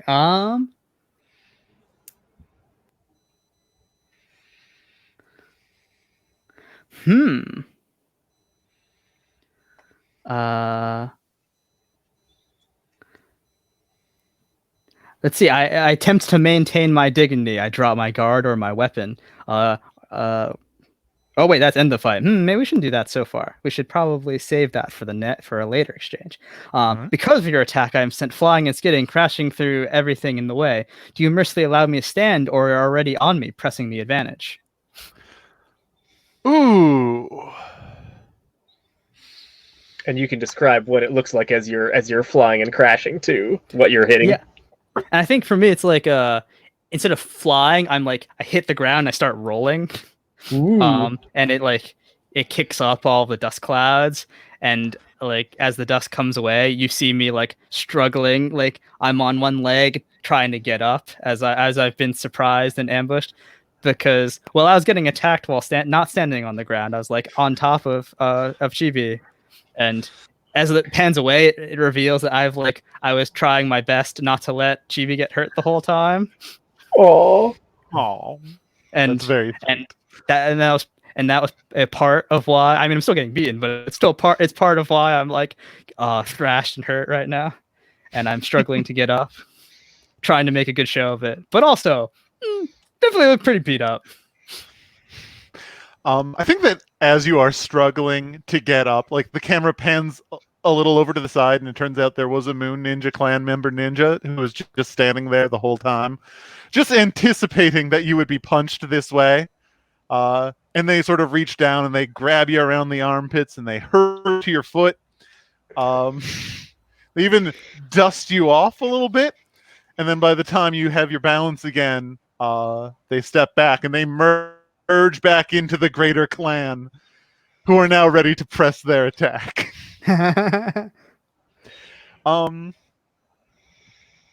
And yeah, okay.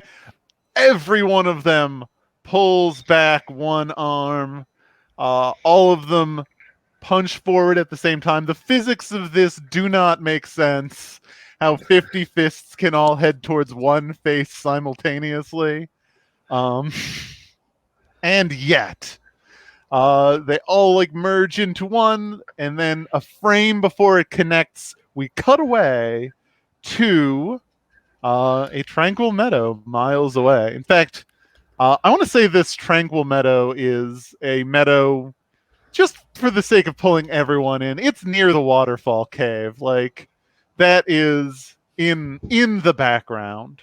So everyone gets to enjoy as suddenly there is a crack, an immense banging sound going on as my punches connect and birds sort of take off into the air, and the water itself is like disrupted momentarily, opening up the entrance to the cave for a second, and who knows what we see. For comedic effect, there's if like we don't see the student and Komoito, but the student's head pokes out through the waterfall, sees the disturbance, grabs a book like they're shutting a window, and then just the waterfall resumes.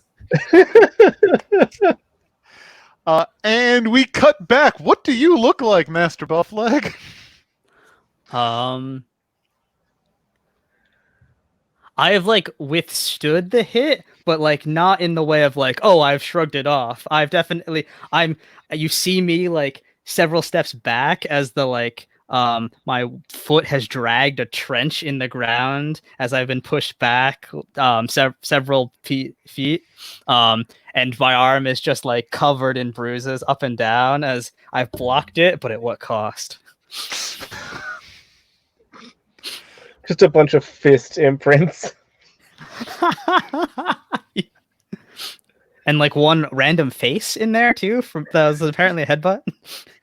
It's always that one. Always that one. All right, let me do a defense. I return your attack with one of my own, but despite the efforts, it causes you no damage whatsoever. What? That move totally worked in the last scene, though. Why not now?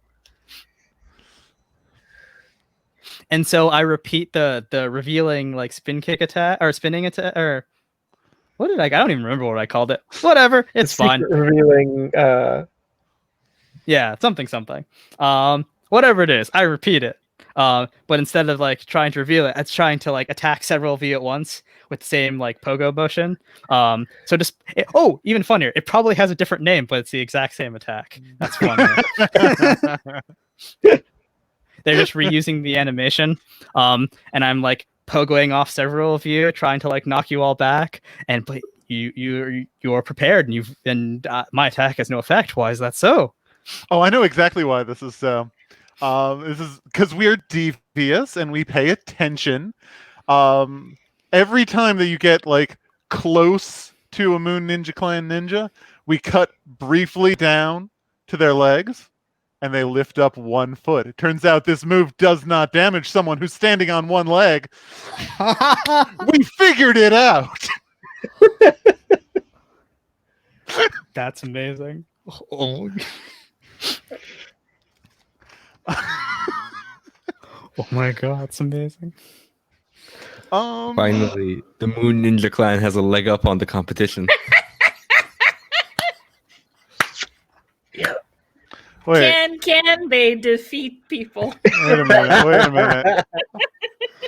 Just gonna. There we go. I fixed everything.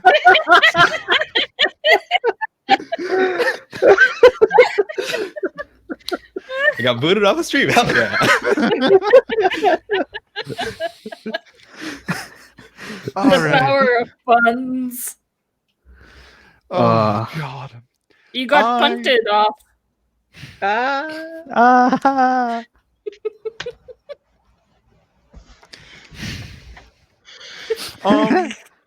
now I don't even know what I'm doing. Yeah. So now you have an attack. Now I have an attack. Okay, I'm ready to spend 30 seconds of uninterrupted screen time charging up my power move before unleashing it.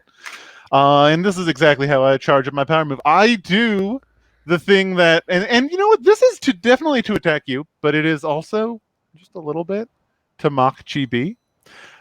Because we're going to perform our power move, which is to make our ninja ladder straight up to the moon. One of us plants themselves, the next person climbs up, and after a few moments, when all of the ninjas are extended, the one on the bottom steps back, and then climbs up the ladder. The one now on the bottom, standing on the air, they step back and climb up the ladder, and they all disappear off into the sky, where the moon lives. And I have a question. Yes? Is this technique called Jacob's Ladder? It is now.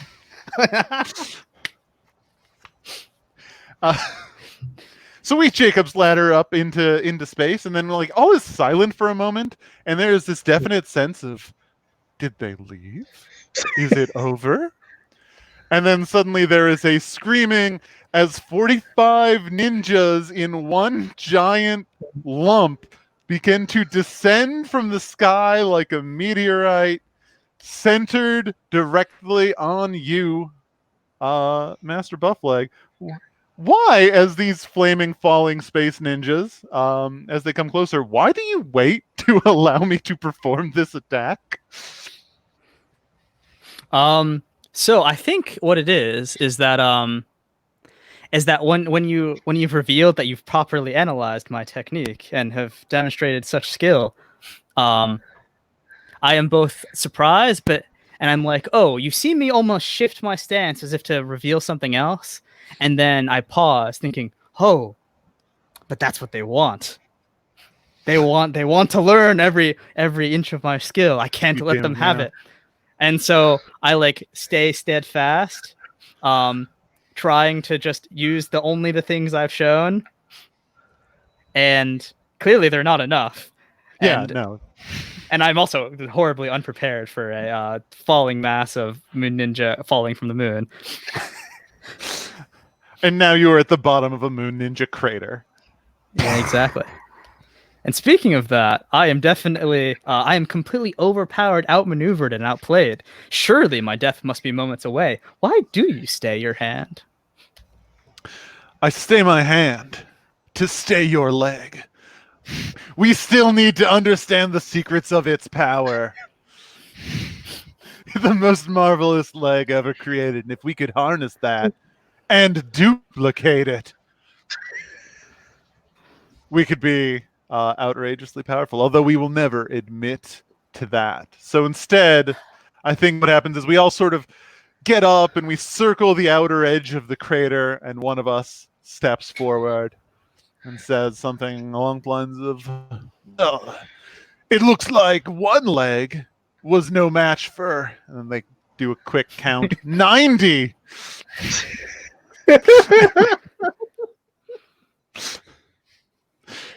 And they all just split and they walk in different directions, leaving you defeated at the bottom of a pit.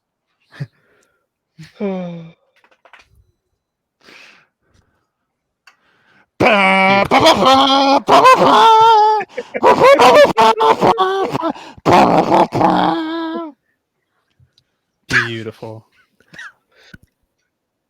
Important question. After executing their signature technique and winning the battle, would you describe them as being over the moon? I think you'll find that I would. I've been saving that one all scene.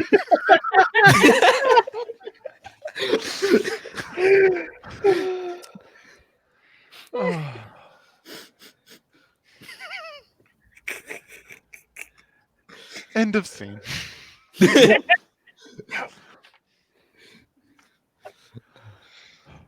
Oh no, someone's punning in the chat as defeated. Oh, Oh, no. Oh, wait, you know what I just remembered I could do?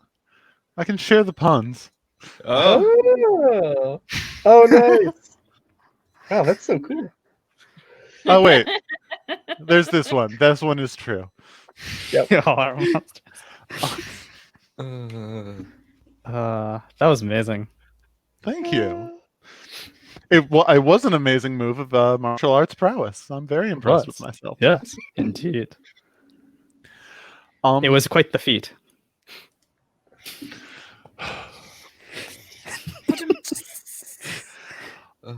I suppose we should point out, since it has just hit a little after 8, we have our kind of 2 hours. Are we having fun? Yep. Check in. Okay. People feeling good Cool. to go for like maybe another half an hour, maybe another hour? Does anybody have a hard stop or anything we should know about? No. My Alrighty. bladder might, but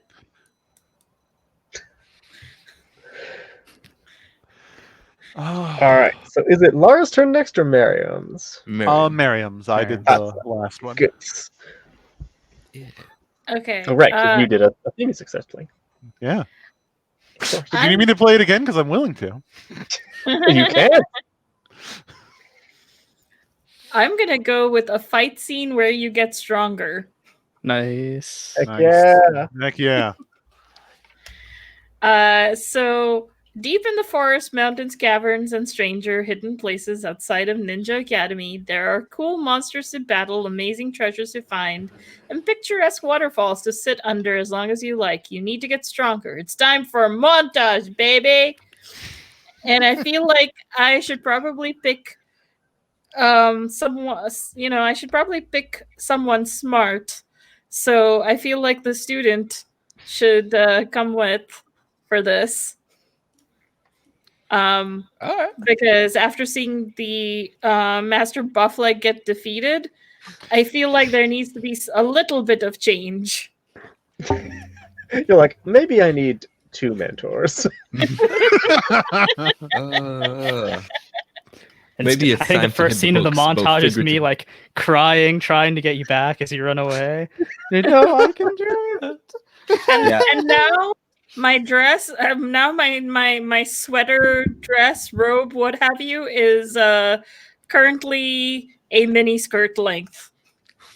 Because as you were trying to be like, no, don't go, you snagged onto one of the yarn and it just got shorter. Oh Uh, It's still appropriate for like PG-13. Oh, yeah. I do.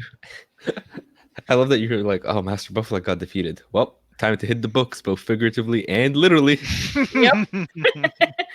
To start, ask each other, what do you look like right now? What obvious sign of your last battle still marks you? What's your mood and how can I tell? A very different answer for the 2 of you. I feel one had a better time than the other.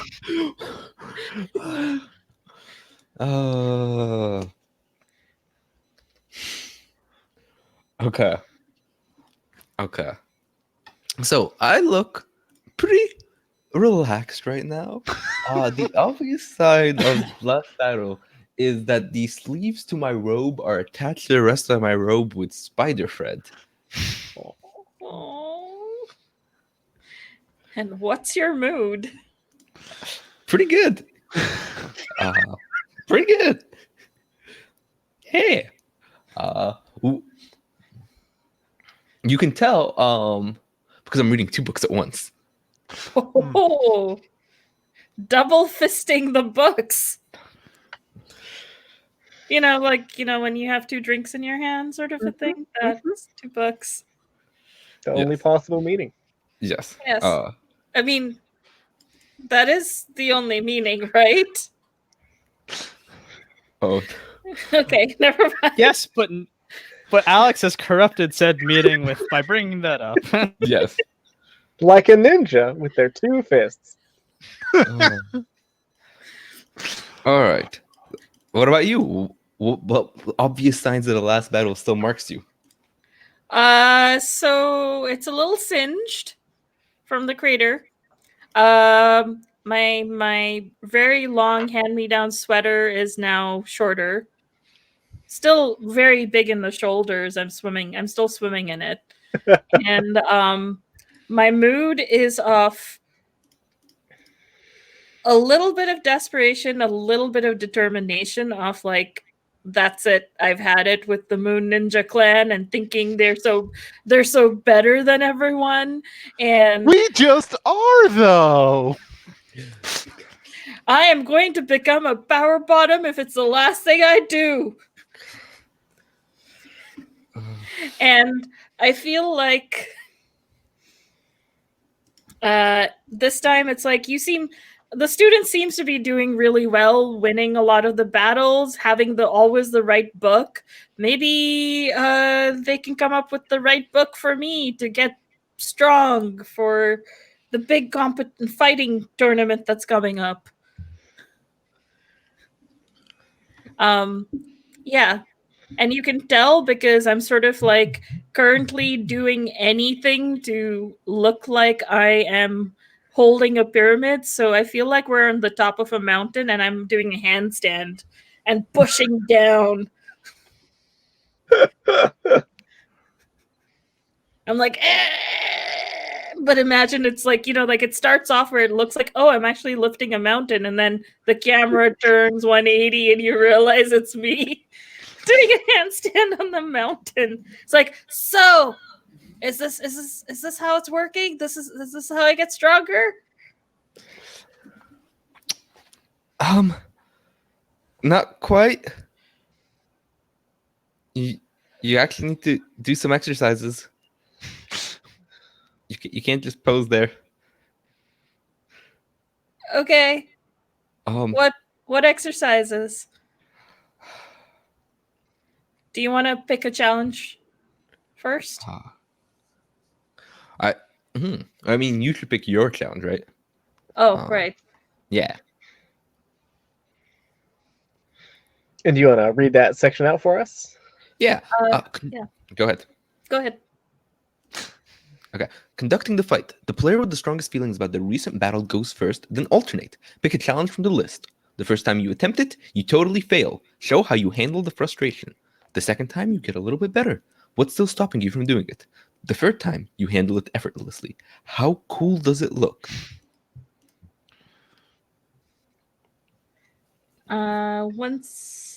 Okay. So I guess my challenge would be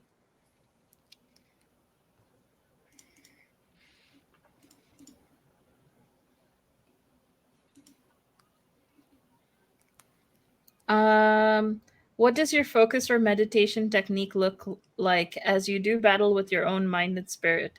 What secret power level, new clever use, or shocking development do you make regarding your runic symbol and or your ultimate secret final ultimate most secret technique? Okay, wait, I have an idea to start us off. So you go Okay. like, what kind of exercise? I pause. I reach into my bag and I pull out one of the magic crystals from the cave. Ooh. And before you even react, I just throw it at you. And I stop it with, I feel like with copying the master's move of sticking a leg up, and the leg that's up is the one that catches it, and I'm on one foot as it bounces, but it throws me backwards and I fall onto my back. Well, I think like as you hit the crystal, because it's like magic crystal, it lets you see your spirit and your mind that you're doing battle with. Ah, yes, wonderful. Cool. And I feel like the falling back kind of puts me upright into the spirit sort of chamber. Like there's a lot of cool camera moves as it's like, I'm going backwards, but then the camera rights itself and I'm that way. So I have a question. When we're doing the challenge, do we do all 3 attempts once and then someone else? Or is it we alternate between firsts and then seconds and then thirds? That's a very good question. I said montage. Do your montage and then I'll do mine. Cool. Okay. Yeah, so I feel like the first time when you toss it at me, I just like instinctively stick a leg up to catch it and I fall back. And I just get frustrated as I fall back and then get right up and I stare at my mirror image of me we both are like touching our legs like this and staring at each other like, what are you doing? Am I? And like we're saying the same thing again and again. It's so good. Are you me? Wait, no, I'm me. Who are you? No, you. No, you.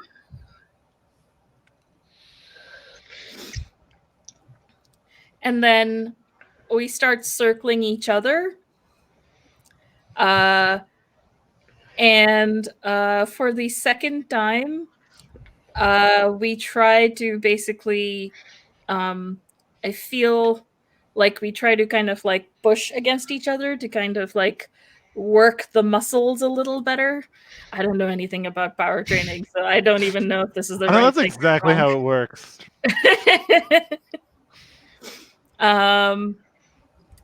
But it's still not because we're of equal forces, we're not really pushing one or the other. So we're just at a standstill, like for this very awkward minute of like actual like animation where we're just like and then we're just kind of like in the same spot and staring at each other uncomfortably, like what's just happened. And on if this is all happening in my mind, all you see the student is I'm on my back with one leg up in like a right angle, and then suddenly I'm just very feebly putting my hands up and talking to myself.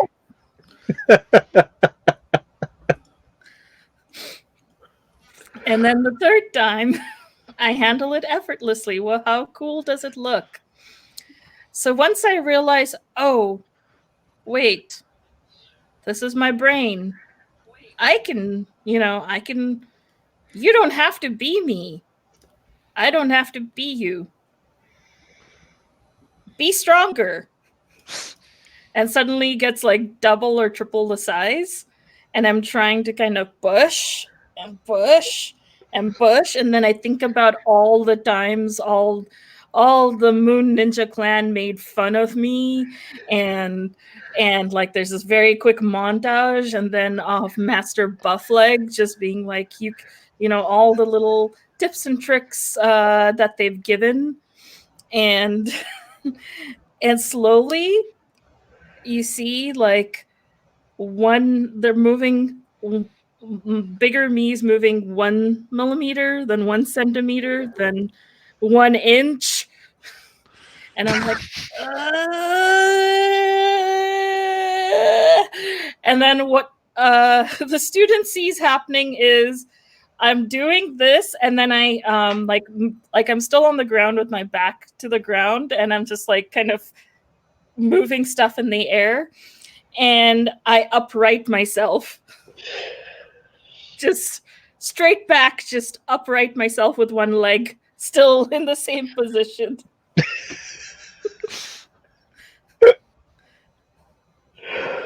That's very good. Beautiful. So, what is your challenge? Okay, I think I'm going to go with there's a cool monster in the wilds. Do you try to befriend it, learn from it, kill, eat it, or take something from it? What flaw in your style are you trying to patch up by doing so? I think I am trying to practice a new technique inspired by my last bout. Ooh.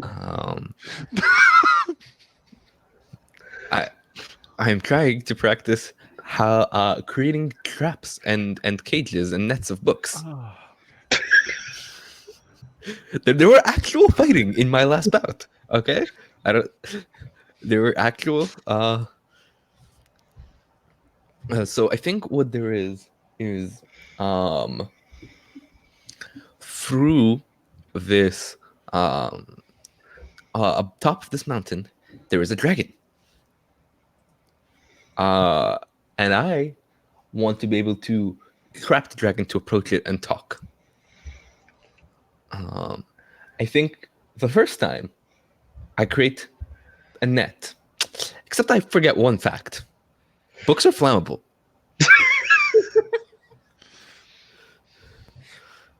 So that plan goes up in flames. And then the second time I get a lot closer. I create a perfect weave trapping the dragon. And then I realized that I should have been winging it because that's what the dragon can do, and it just flew up out of my net. And then the third time, I think back to like how effortlessly Kumo-ito was able to create a web and manipulate the threads. And so I channeled that same technique and unravel one of my notebooks into a web of papers that I then use to create the backbone for the binding of the books. And as the technique ensnares the dragon, I approach it and we start chatting. It's a little upset that I tried to trap it 3 times, but eventually we start hitting it off. Oh, that's amazing. So before the scene drags on, dragons, whatever. Yep. I think we return to Chibi with a bag of burnt books, and the crystal embedded in my left foot. Not like Whoa. it's just like the one that hit, like, and I went down and came back up, and it's like it's now there and it's slightly glowing. Cool. What do I do about this? Well, but it seems that you've at least found some new inner strength. The path before you should appear with crystal clarity. Ah, good one.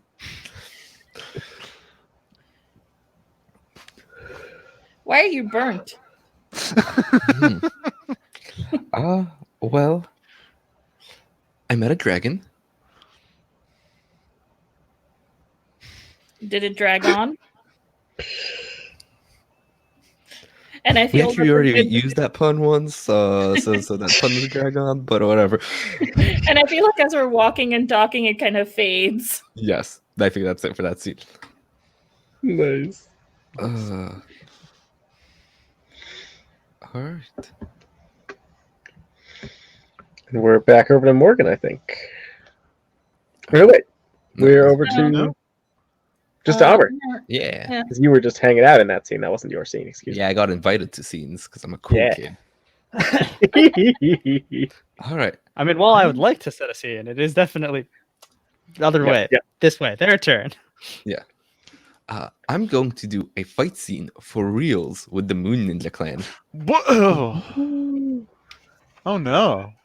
Yeah. Hope you don't book it. No, you stole. All right. So I think, where does the Moon Ninja Clan like hang out when they're not spying? I mean, the moon.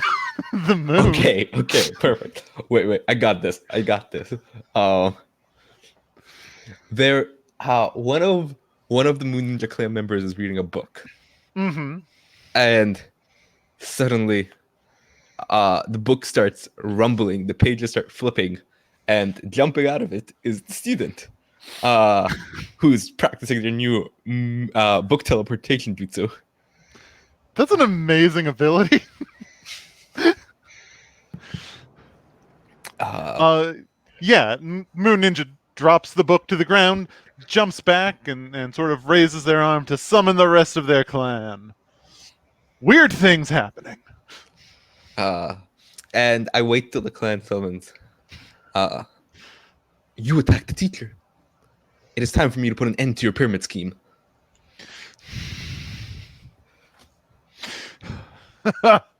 What you don't understand, student, is that you have no power here. We don't do puns. Well, then allow me to introduce you to a new form of punishment.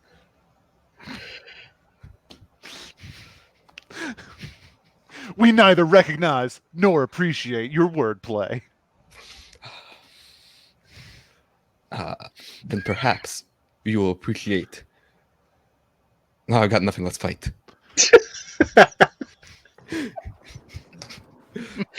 Look, I'm here for a fight. Is that clear? We're fighting now. Yeah, no, like Real. we're ready to fight at the drop of Okay. a hat. Yeah. Your transgressions have gone too long, unanswered. What do you look like right now? And what is your mood? And how can I tell? Oh, you are in the Moon Ninja Clan headquarters. We are furious. And you can tell because, like, some of us are making this. Yeah. Some of them are snapping. Perfect. I look like pretty much like last scene. My hair is still singed, but like artfully, like almost like it's now singed in like a queer undercut type way. Like I specifically nice. moved the singe to highlight an undercut, and still wearing the same robes. I realized I skipped a part. What is your battlefield like? What nearby would be fun to destroy? Is anyone watching, obviously or secretly? I mean, the The moon. battlefield is the moon. It's the whole moon. I was answering that for what would be fun to destroy.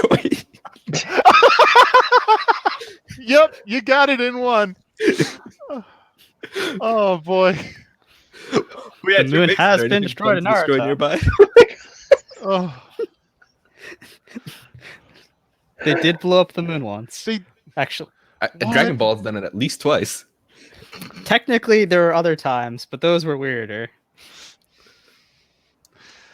oh boy. See, the thing is, Morgan can tell us anything about Naruto, and we believe it. Morgan Oh, can yeah, be like, "Oh yeah, they chucked the moon into the sun once." I'm like, "Yeah, no, that sounds Yep, right." that matches everything I know about Naruto. worst part is I don't have think weirder Morgan's things that I can say than that, unfortunately, about the moon. Then Naruto opens an ice cream shop for like 15 episodes. Yeah, okay. I really hope that didn't happen, but it is possible. There are a lot of episodes. Yeah. Anything interesting in your base to be destroyed? You think? Yeah, no, we got all kinds of like we're evil. We've definitely stolen like magical artifacts from all kinds of different ninja clans. I feel like there's got to be a trophy wall with some of the only trophies y'all have actually won for your inverse pyramids at like competitions. Oh, that's pretty good. I feel like sealed monster. That one sounds pretty good. just a couple of sealed monsters hanging out in their little Cool. protected by their magic. Are any of y'all And watching? one of them is a seal. Are any of y'all watching, obviously or secretly? I think maybe me. Are you secretly on the moon? I want someone to be watching through like a telescope, like to be stargazing and to see this fight as well. That's pretty good, yeah. I mean, I could be doing that. That's up to whoever. Yeah, do it. Beautiful. All right. Ooh, I am training by I'm looking at the telescope, training for balance while standing on top of a globe on one foot. Actually, really cool. Okay. Conducting the fight. Take turns making moves, starting with the attacker. The first 3 must be light moves, and after that, you can make light or heavy moves as desired. If any other character want to enter the bout, they may, but they can only make light moves. The fight is between the 2 main fighters. Okay, I guess I'd probably be the attacker here. I mean, Perfect. you broke into my house. Yeah. I think I am going to I'm going to try to catch you off guard, unleashing a technique you haven't seen. So I go for a swing at you, dodge back to the side, and then suddenly out of the book that was thrown down earlier, things start teleporting out as you realize I'm throwing stuff into the book in my hand, teleporting them through the book at your ninjas. Oh, that totally works. We're completely taken by surprise. In fact, I think what happens is, I don't know, you probably pick up one of our very good human pyramid trophies and you chuck it, teleport it through the book, and it like catches one of my ninjas on the other side of the room in the gut so hard that they fly up into the air and they just start drifting off into space. And they don't matter anymore. And the rest of us look up and we're like, that was Jerry. We liked him a bit. And now I didn't like him very much. That was strained, and you know it.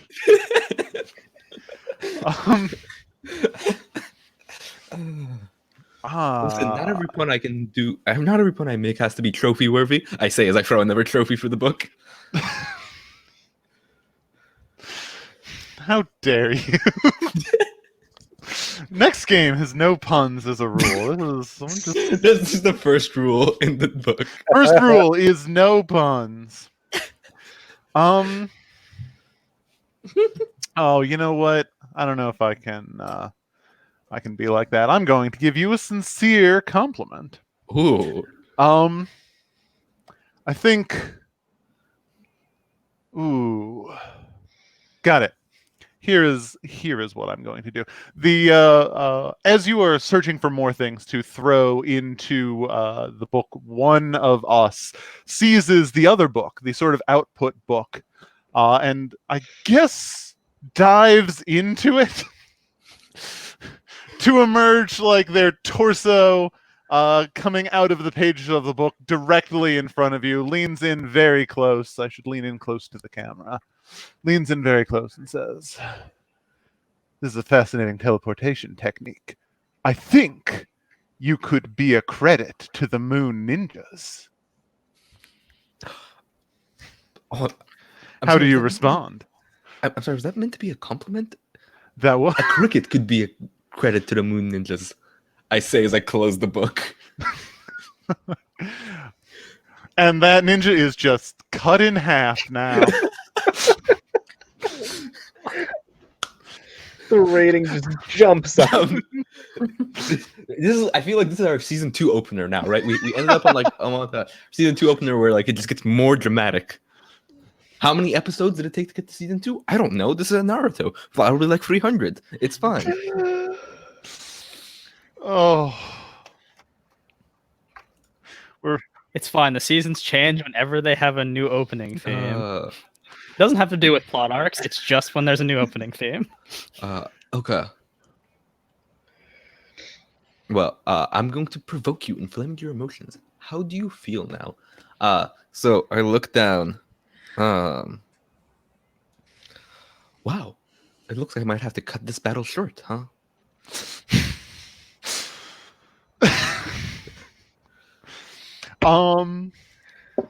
We're flustered. Like, you know how you can tell we're flustered is like 8 of us start stepping forward and doing two ladies yelling at cat meme. Starting to point and yell, and then others of us have to hold them back. We're not even working together on this, and you are getting profanity from all sides. Beautiful. You know, TV-14 quality profanity. It's like a bunch of people call me bookworm, but emphasis on the worm. Yeah. Oh boy. And now that we've done 3 light moves, we have unlocked the heavies, and Yeah. Gosharoo. I need to think of how. Yeah, I wanted to provoke right before the heavies to see what that would. There's a part of me that is like, mechanically speaking, I'm aware that I'm going to lose this fight because I do not have a will token. Unless I play this one heavy move that potentially slips us into a fight scene, but at some point there may be smooching. In which you can possibly gain a will token. In which I could possibly gain a will token.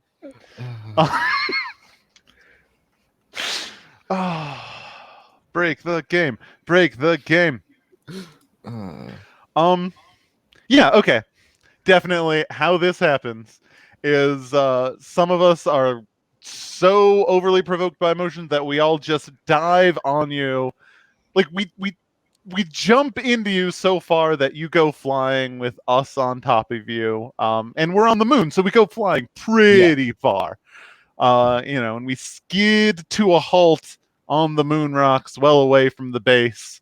And it's like 12 of us pinning you to the ground and you looking up at us, and suddenly our eyes lock, all of them.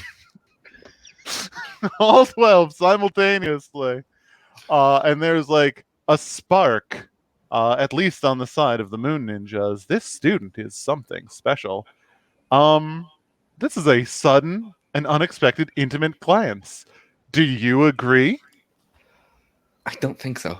I don't think sees the Moon Ninja as anything other than antagonists. Once you've looked into 8 Curse spider this. eyes at once. Yeah. 12 I think human eyes just doesn't cut it. 12 human eyes just don't cut it.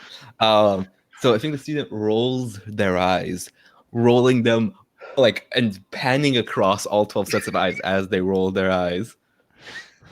And as you do that, you start to see my runic symbol appearing in my eyes, and the fight is totally changed by my new abilities. Can you handle it? So I roll my eyes, and suddenly, where I'm pinned down, I just smirk and go, before this fight started, I threw some books up, and well, the moon doesn't have a lot of gravity, but it has just enough. And suddenly 12 books fall out of the sky onto each of the, heading towards each of the moon ninjas holding me down. Can you handle my new abilities as this rain of books starts bearing down? That was the most Naruto stunt you could possibly have pulled. Yes. Back at the start of the fight. I feel like I'm going to go with no. I don't think I can handle this.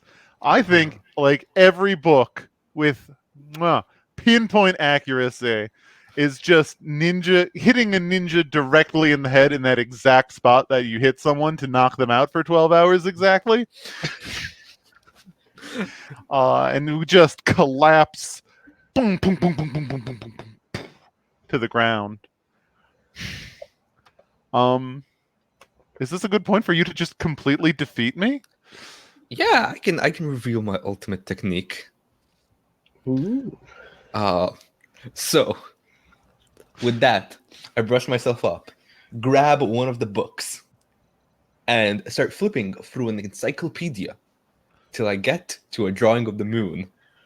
And then, from my pocket, I pull out a feather, dip it in. I crush some moonstone beneath my feet and dip the feather in that. And I look at the moon, look at where we are, look at where the moon ninja base is, and draw a tiny X on that.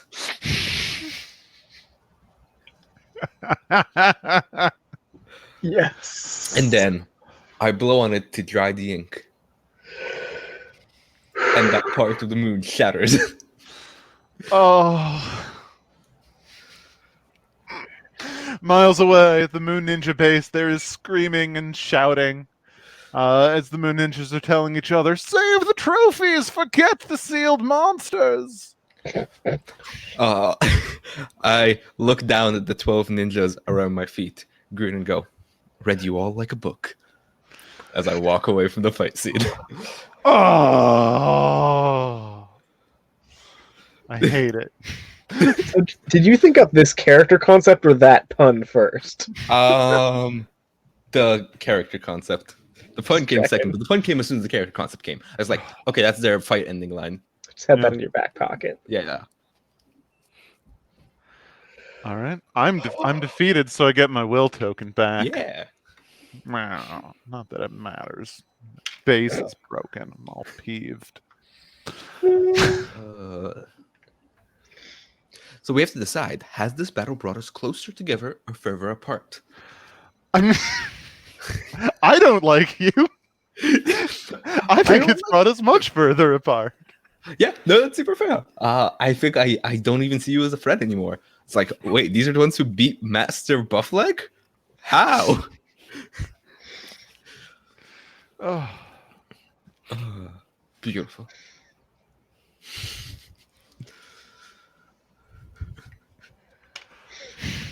Okay. I should point out it's about 8:40, and everyone has done a scene. Do we think it makes sense to sort of segue into the big final tournament? Yeah. Okay. So Yeah. You know, give Chibi a little slack. Give them a win for once. I mean, ironically, Master Bufflegs lost worse than Chibi. This is true. But I kind of have been used as a prop for pretty much every other game. Except for the challenge where you actually succeeded. Maybe that's why I took that. Yeah, you found your power up. Now is the time for the tournament where you win. Yeah, you know the big fighting tournament that has been in the background this whole time, and we've definitely referenced like a lot because it matters to all of us. Once. I can't wait till we finish and we're talking about feedback where I can tell you how tournament arcs work in Naruto, and it's going to be hilarious. Oh, Oh, good. God, no. All right. The big fighting tournament. Everyone plays in this one, fighting to be the very best, like no one ever was. I'm not an expert, but I'm fairly certain that's Digimon. But actually, the eternal underdog will win in the end. Or, if there's no eternal underdog in this game, the player who everyone agrees to win in the Naruto tournament arc wins. If players can't agree on who would win in the Naruto tournament arc, the player who has seen the least Naruto decides. We know the underdog is going to win, but that rule is just too funny for me to not read out loud to everyone here, so... Thank you. To start, ask each other, what do you look like right now? And what have you done to deserve to win the big tournament?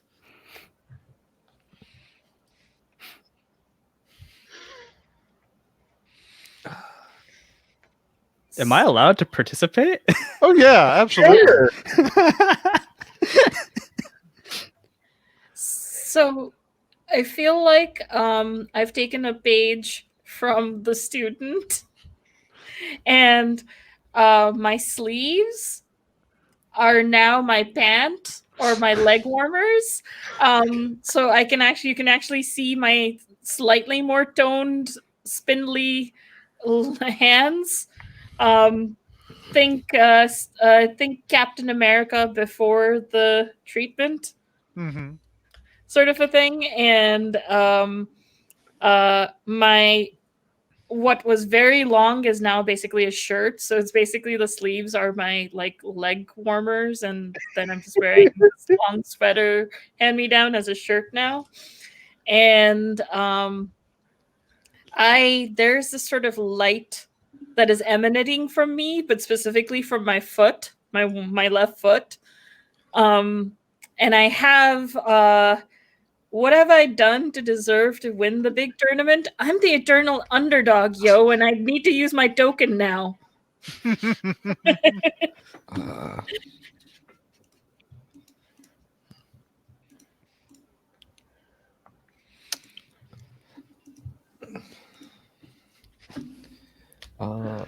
I'll do it. Let's see. What do you look like right now? I have traded the wrestling singlet for a similarly looking like robe thing. So basically, it still doesn't cover my my sleeves, and it still has like the singlet, but it's a lot more like loose and flowing. But it just like comes down, like flaps over my legs. So you know, I mean, you can still like see them. They're not like completely covered because it's not like a dress where it's all the way around. It's just like two pieces, so like one in front, one in back, that are now covering the leg. Just like an art style update, because why not? Nice. And what have you done to deserve the big tournament? I have been just like quick montage of I've been training nonstop and also training my student nonstop to defeat the Moon Ninja Clan, and they will yet again be a stepping stone on my path to being the master of masters. That's what I called it.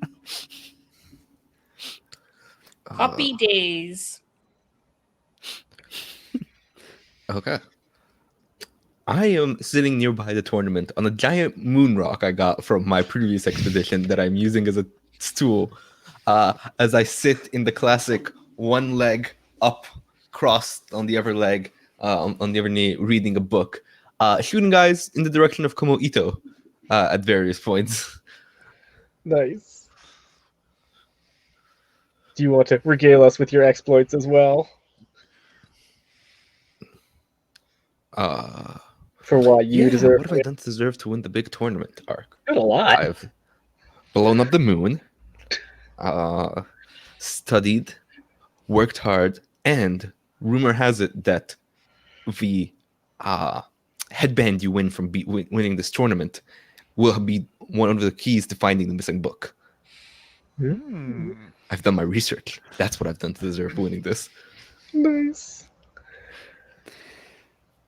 Yeah, I think I look a little bit different too. I've got a cooler, I wasn't wearing any sort of like coat or anything on top of my butler outfit before, and now I've got one of those fancy ones that has like the big long tails coming off the back, so it also kind of looks like a spidery thorax, and I've got a what do you call it, like a cravat around my neck as well.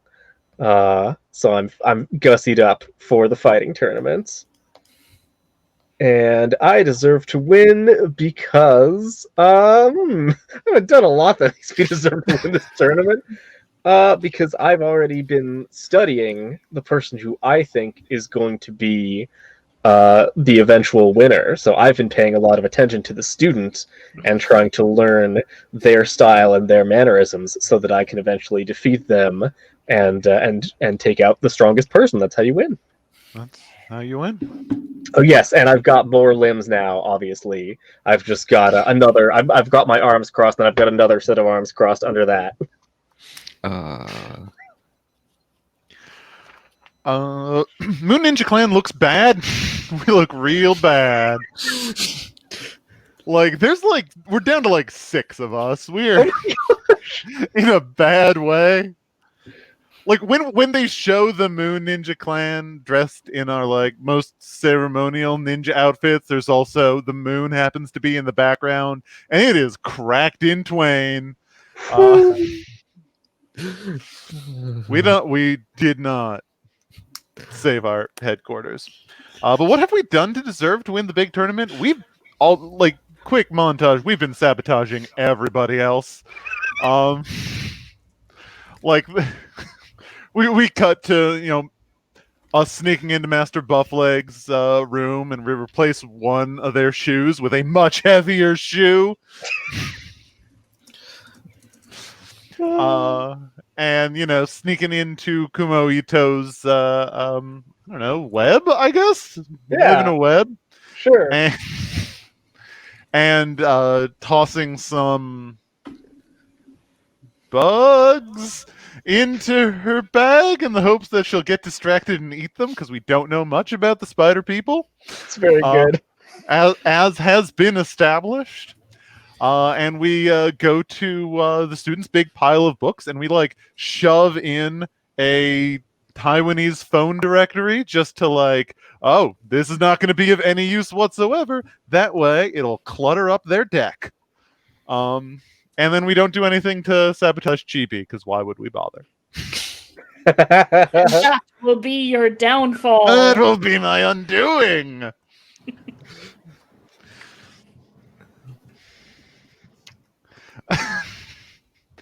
During the scene, anyone can ask anyone questions about the setting, occasion, or circumstances, even if they aren't playing in the scene, which everyone explicitly is, so that part of the sentence doesn't matter. That's true. The character who's going to win the tournament goes first, making a show-off move. Then everyone else goes, and whatever they please on your turn, make a show-off move or a get-defeated move. If you're showing off, the questions get answered by everyone else. If you're getting defeated, the questions are answered by whomever is defeating you, which may be the eventual winner, another character, or an NPC, or whatever. When everyone has been defeated except the winner, the eternal underdog, the winner wins the tournament and should be showered in adulation. All right, Chibi, show off.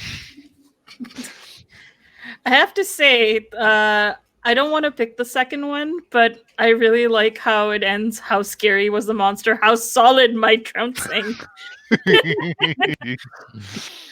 Just wanted to point that out. Okay, so the question that the show-off move I pick is I do a slow series of movements that exemplify the beauty of my martial art. What's the most elegant part?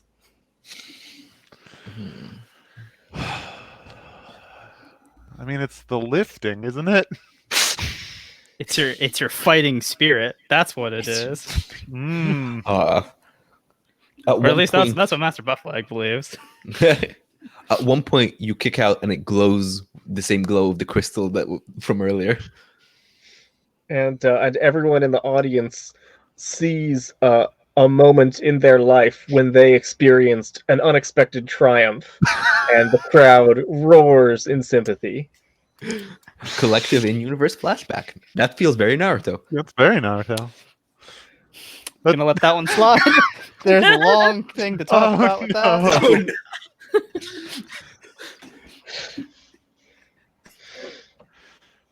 I'm going to show off and say, in the middle of a demonstration, a monster bursts from the forest, and I defeat it.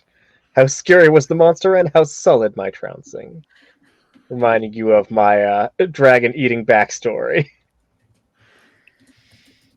Are you gonna eat a dragon during the fight? I mean, I guess you answered the question, so... It's a do super I? scary dragon, I'll give you that much. Yeah. A different dragon than the one that the Yeah. student I think specifically befriended. it's a dragon that was coming to chase my dragon friend out of their territory. Nice. Oh, And so you are a protector. Hmm. It's a dragon Ooh. scary enough to fight and beat up other dragons. That's how scary the monster was. I got it. It's a Bakunawa. Which is funny because Bakunawa is a Filipino myth dragon, most infamous for eating the moon.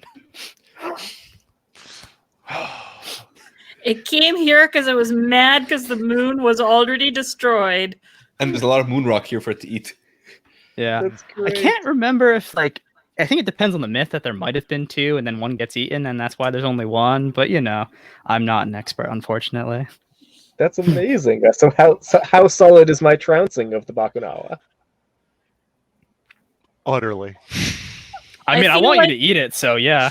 Yeah. I feel like you had like this big web that it just went straight into face first, and you basically made a very nice dragon burrito. I think you also have a second web, and when it breaks out of the first web and gives the any last words moment, you have the "you're already dead" response. Yes. Very Ooh. cool. I wonder if it's it's the fight basically it feels like a long extended thing where you almost lose, or it looks like you're almost losing, but you're like, but you wait, this attack I landed on you at the very beginning of this episode was in fact a poisonous sting, and the poison is now Yeah. coursing through you. With her one fang on her spider Yeah. side. Um, Just give it and a I little... think there's a moment where the dragon goes for a last desperate attack, but you've been practicing some of my techniques, and so as it goes to bite you, there is a book that it chews on instead. Yeah. No, we will not be commencing Dragonborn. This is the only game that I'm in the last 6 months that has not had Dragonborn. There's been a Chimera lot. had Whale Vor, close enough. I guess some of it was Plesiosaur, but still.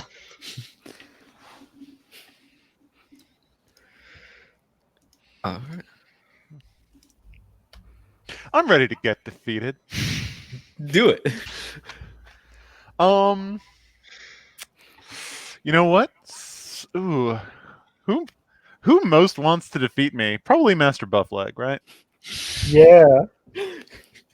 Master Buffleg, we're supposed to be working together on a team event. Big fighting tournaments have team events, right?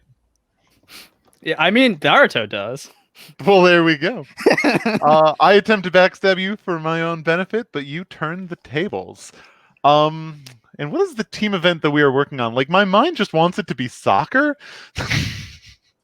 like part of this fighting tournament is, okay, we also do a soccer game, and Are you clapping because Naruto has a soccer game in it? No, I just think that's funny. Okay, good. Good. and what my Right? No. plan is during a very hype moment of soccer, a sport that I know about as much about as I do Naruto. I am going to have someone shove you to the ground, and then the remaining 5 Moon Clan ninjas are going to kick you into the opposing goal as hard as we can, thereby defeating you by the rules of soccer. But how does that I go mean- for us? I mean, I feel like. Oh, are you trying to like get me to just do a red card and get kicked out of the game? I'm trying to get you to be technically reclassified as a ball and therefore ineligible for victory. Ineligible for victory. That sounds like something that would happen in a ninja tournament. Nothing says a competitor can't be a ball.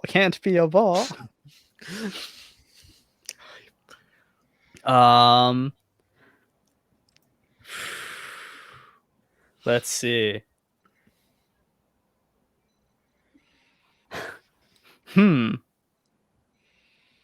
Oh, I think it's like if like this is an episode, I like start to reveal some of my backstory as a former soccer star. Yeah, it all makes sense. The golden leg. Man with the golden leg. And where I was tragically defeated by betrayed by a fellow teammate using the same methods. Your teammate turned into 7 people and kicked you into your goal. No, that's how good they are. They could do the work of 7. Oh wow. They were so good. They were a whole team unto themselves. But I remember hold fast and believe in the heart of the crossbar. And I hit the top of the goal and bounce right off with my powerful leg and not going into it. And in fact, hit you. And it's just comedically because you go and it looks like it's going to be an own goal, but in fact, you hit our goal's crossbar and bounce all the way back into the opposing goal. And that counts, earning you 7 points. Winning the game. Their numbers were their weakness in the end. And I am defeated. Oh, man.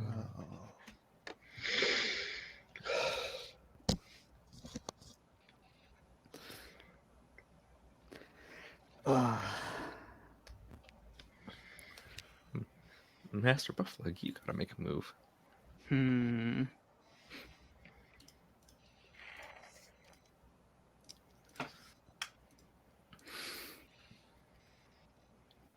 Let's see. I face off against an NPC nobody likes.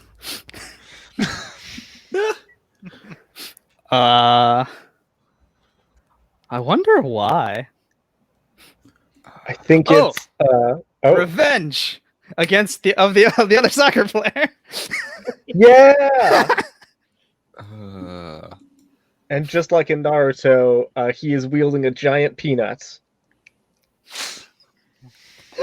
No, not Gara. Not during the tournament arc. I think the reason no one likes him, I think even before the backstory twist reveal, no one liked him already. I think he's just like, he was a 2-dimensional, like, I'm an asshole character. And also, when he cracks his peanut open, it is full of like liquid peanut butter that he controls telekinetically. So he clearly has an apparent advantage against you as he gums up the battlefield with it. So what's the second half of the prompt? Oh, how does the audience respond to their defeat? Oh, that's for us to answer, isn't it? Yep. Sorry about that. I had to plug my laptop in before it died. Oh no. Ooh, smart. It's fine. I wasn't that close, but I realized it's getting kind of low. I might forget about it later. Right. The audience goes wild. They love this jerk being defeated. And he gets a little jelly with all the attention. That's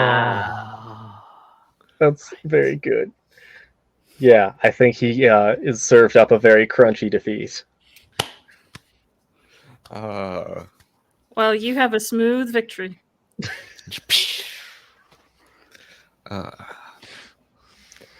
Y'all are trying to butter me up with all these puns. You did Anna Fantastic, and I'm shocked. There we go. Ugh. All right. Who's going next? Me? Any of us. There's Yeah, no whoever. order. Anybody? I'm No I'm order. outie. At this point, we all just kind of have to get defeated until Yeah, Chibi wins. get yourselves defeated. I think I might get defeated. I would like to get defeated by Chibi, I think. Ooh. Ooh. Because I'm clearly in the lead of one of the fighting tournament games. Suddenly you appear out of nowhere and snatch victory from me. How do you do it? And I think this fighting tournament game is like a who can knock down the most targets type thing. So Yeah, I nobody expects because I'm already kind of wibbly wobbly, and it feels like because the battlefield's so big, people have already tuned me out. yeah. You're like just about to get one more person knocked down, and you're actually knocking them down when you start hearing "Who let the dogs out? Woof woof!" And it kind of, and you see like these spirit chihuahuas come at you. Amazing. Yeah, I think I've been knocking down targets with like I've got little origami paper shurikens that are on the end of threads, and I've been like whirling and spinning them around, knocking stuff down, so like none of the other competitors can get near me. But then they just go right through the chihuahuas because they're ghosts, and I'm just like, what? And it starts getting mixed in with Footloose as you get, with your permission, foot to face. Yes.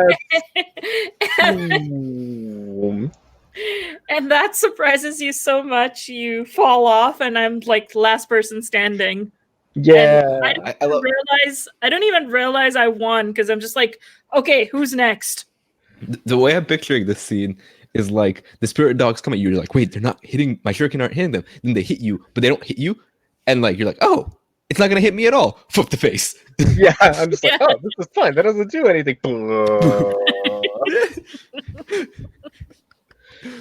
And it's with the crystal foot. So then as I'm like falling back and my vision is going dark, I have a little vision of my memory of my happy times in the crystal cave. And I'm like, well, that's nice at least. That's nice. At least. I'm glad that I'm the happy member. Yeah. All right. Who's next? I think I'll go next. Okay. Yeah, I want to be defeated by Chibi, and you and I are dueling one another personally. What is the move that takes me out of the game? I think to help you, I don't know how. You can describe that yourself, but you have forced me to reveal my true secret technique that not even the Moon Ninja Clan got me to reveal, which is I am not left-legged. Oh my god! I was waiting for that all night. If we were going to like loop around and not do the tournament at the end, I would have called a duel against the Moon Ninja Clan and pulled that. But instead, we're doing it here because it has to happen. Mm-hmm. And I feel like initially when we're trading blows, it kind of looks like we're doing some weird dance where, you know, like those dances where you're kind of trading the kicking legs. Like, you know, Oh.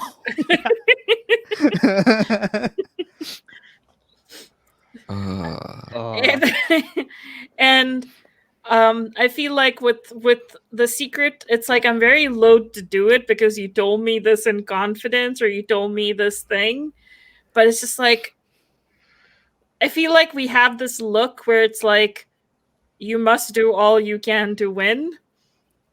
And then there's like this look of like, I'm so sorry. And I hook your left leg and knock you over. But I'm just like, I'm so sorry.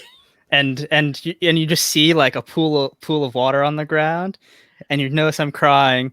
But then you realize it's tears of joy as I go hug you. I'm so proud. I'm so sorry.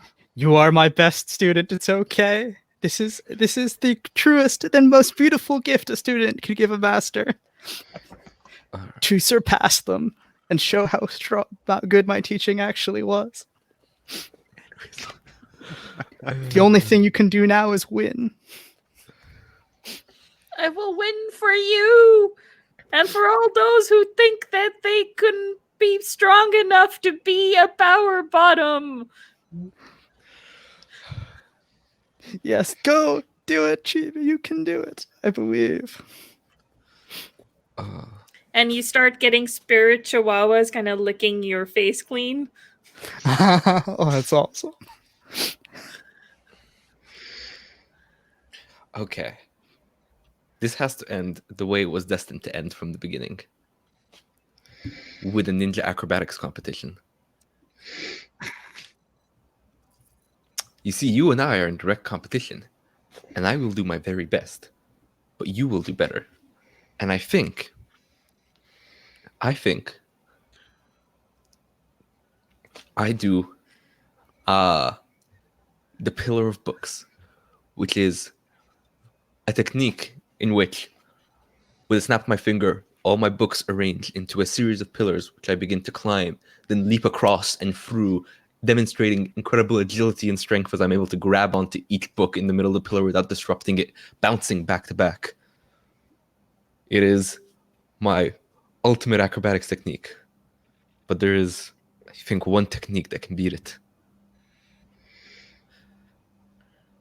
How do you do better? I feel like the Highland Games where you lift a log and toss it, chuck it upright.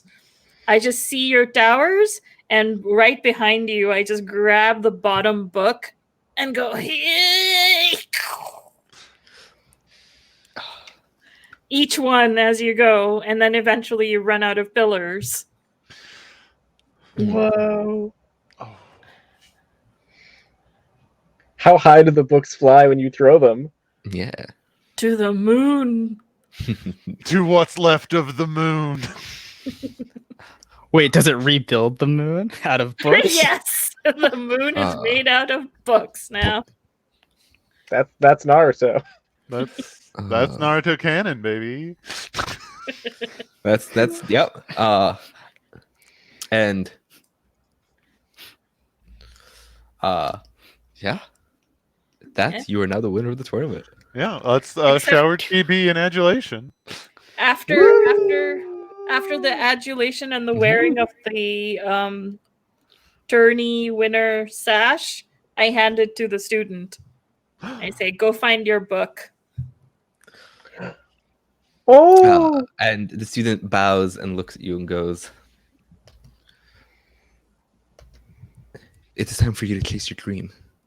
For many years, you and the inverse pyramid have been moon-crossed, but no more. Today, you make it happen. I'm proud to have lost you." And I sort of bow to you and I say, "Thank you." And I look at everyone. "Thank you for all of you for teaching me I can be a powerful bottom." You can lift whoever you want. Master Bufflag is it's not just crying now, but it's just streaming a whole river of tears that's filling part of the stadium. The Moon Ninjas are totally full of shame. How could we not have recognized your inner strength? We run away into the woods to rebuild ourselves now as woods ninjas. Oh, wait, I have an idea. I flick out a thread and I catch the Moon Ninjas and I pull them back and I say, "You can't leave yet. There's one thing you still have to do." And I look over at Chibi.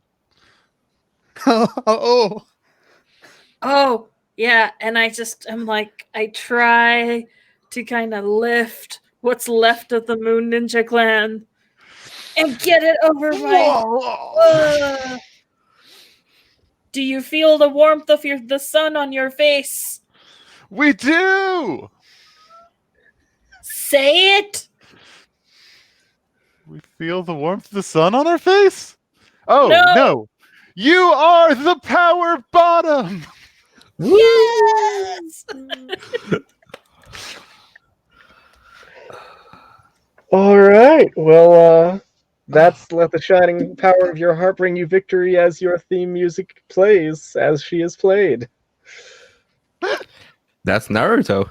That was an episode of Naruto. That was us just reading the script to an episode of Naruto. We tricked you. You thought it was a game?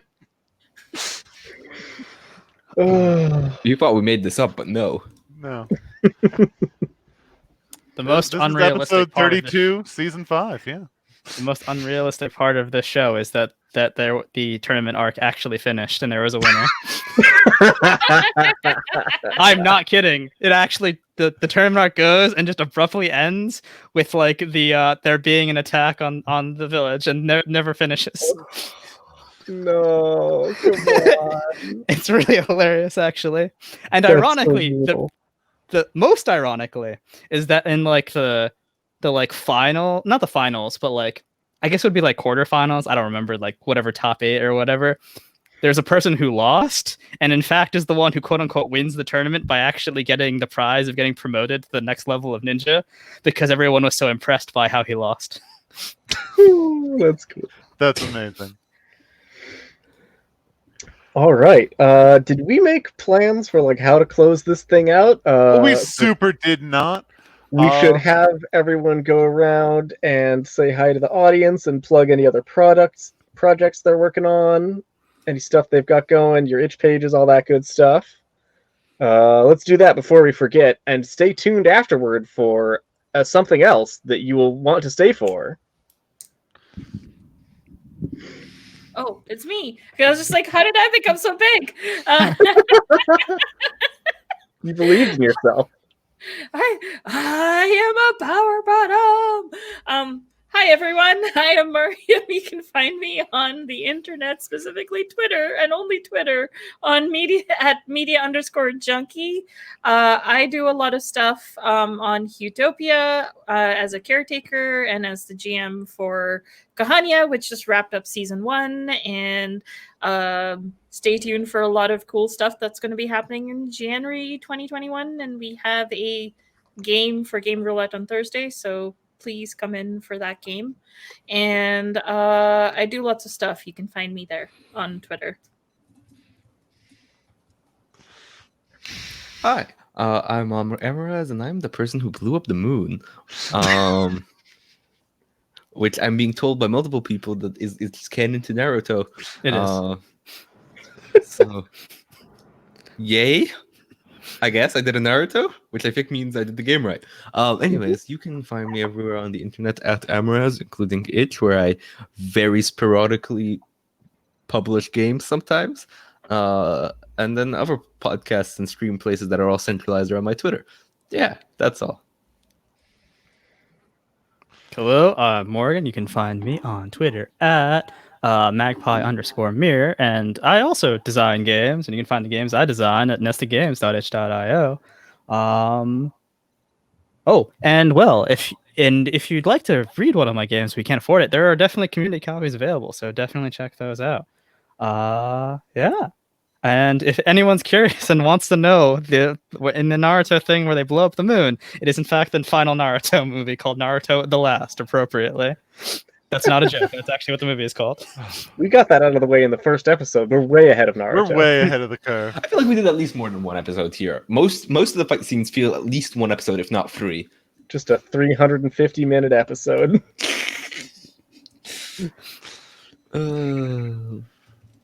Should we do us? Plugs for our? Yeah, we should do it. mean, Yeah. you Hi. have to. I'm Alex. I design games at fractaldragon.itch.io. I am also going to be on the finale of Haven of Land Reclaimed, which is probably going to be going next week. Very exciting. All Bimpak world with dinosaur riding and all sorts of cool stuff. Check that out on All Nerds Here. I just go back and watch the VODs for the whole series. It's some of the best TV that I have ever been a part of making. Really good, really solid crew. I also have been doing Fantasy Strike Friendship Fridays with even Amr and Morgan have been on that. So we've been playing easy to learn fighting games on my Twitch channel, so you can check that out as well. All of my stuff is centered on my Twitter, so you can follow me at a Fractal Dragon if you somehow got here without doing that already. And I think that's all the stuff. If you want to buy the game we just played, it is in fact available at this link, Hey. and we've got some community copies if you're not able to pick it up right now. Also, if you want to, can people click that? That's probably just going to pause No, their probably not. Whatever. But if you would like to buy it for $5, we will be happy forever. And if you buy it for $10, then you can add another copy to our community copy pool. Get one for someone else as well. Also, make sure to check out our Patreon, where you can have a couple of cool rewards and levels. You can vote on games that we're going to improve in the future. So if you liked this game and thought, hey, they clearly didn't think through all the rules for how that fighting tournament worked and probably made it this morning, maybe that part should be a little better. You can force us to go back and revise it by voting on it when we have patron polls. Otherwise, we never will. So you will just have to live with the feeling of that being unfinished forever. So it's up to you. Or finish it yourself. Yeah. Oh, You yeah, that's know, true. I'm not Yeah, going to stop do you. that. Alex Or maybe you took can all- pay them to get me, Naruto expert, to help Ooh. the game. No, no one who Yeah. has ever watched Naruto is allowed to work on this game. That is a rule. Alex took all of my unplaytested plugs, so I'm not going to do any of those. But hey, I'm on Twitter. Oh wait, I'm Lara. I'm on Twitter at GlaveQuizarm, and I have a website. That's glavequizarm.com, where I talk about all of my favorite medieval polearms. The finest of which being the inimitable GlaveQuizarm. I also make games or whatever. Thanks so much, everyone, games, for joining medieval us. pole arms. Games, This was polearms, an absolute joy having This was everyone in the chat enjoying all sorts fantastic. of things. Oh. Thank you, Amr, and by which I mean now we are going to kick you off the stream for reals.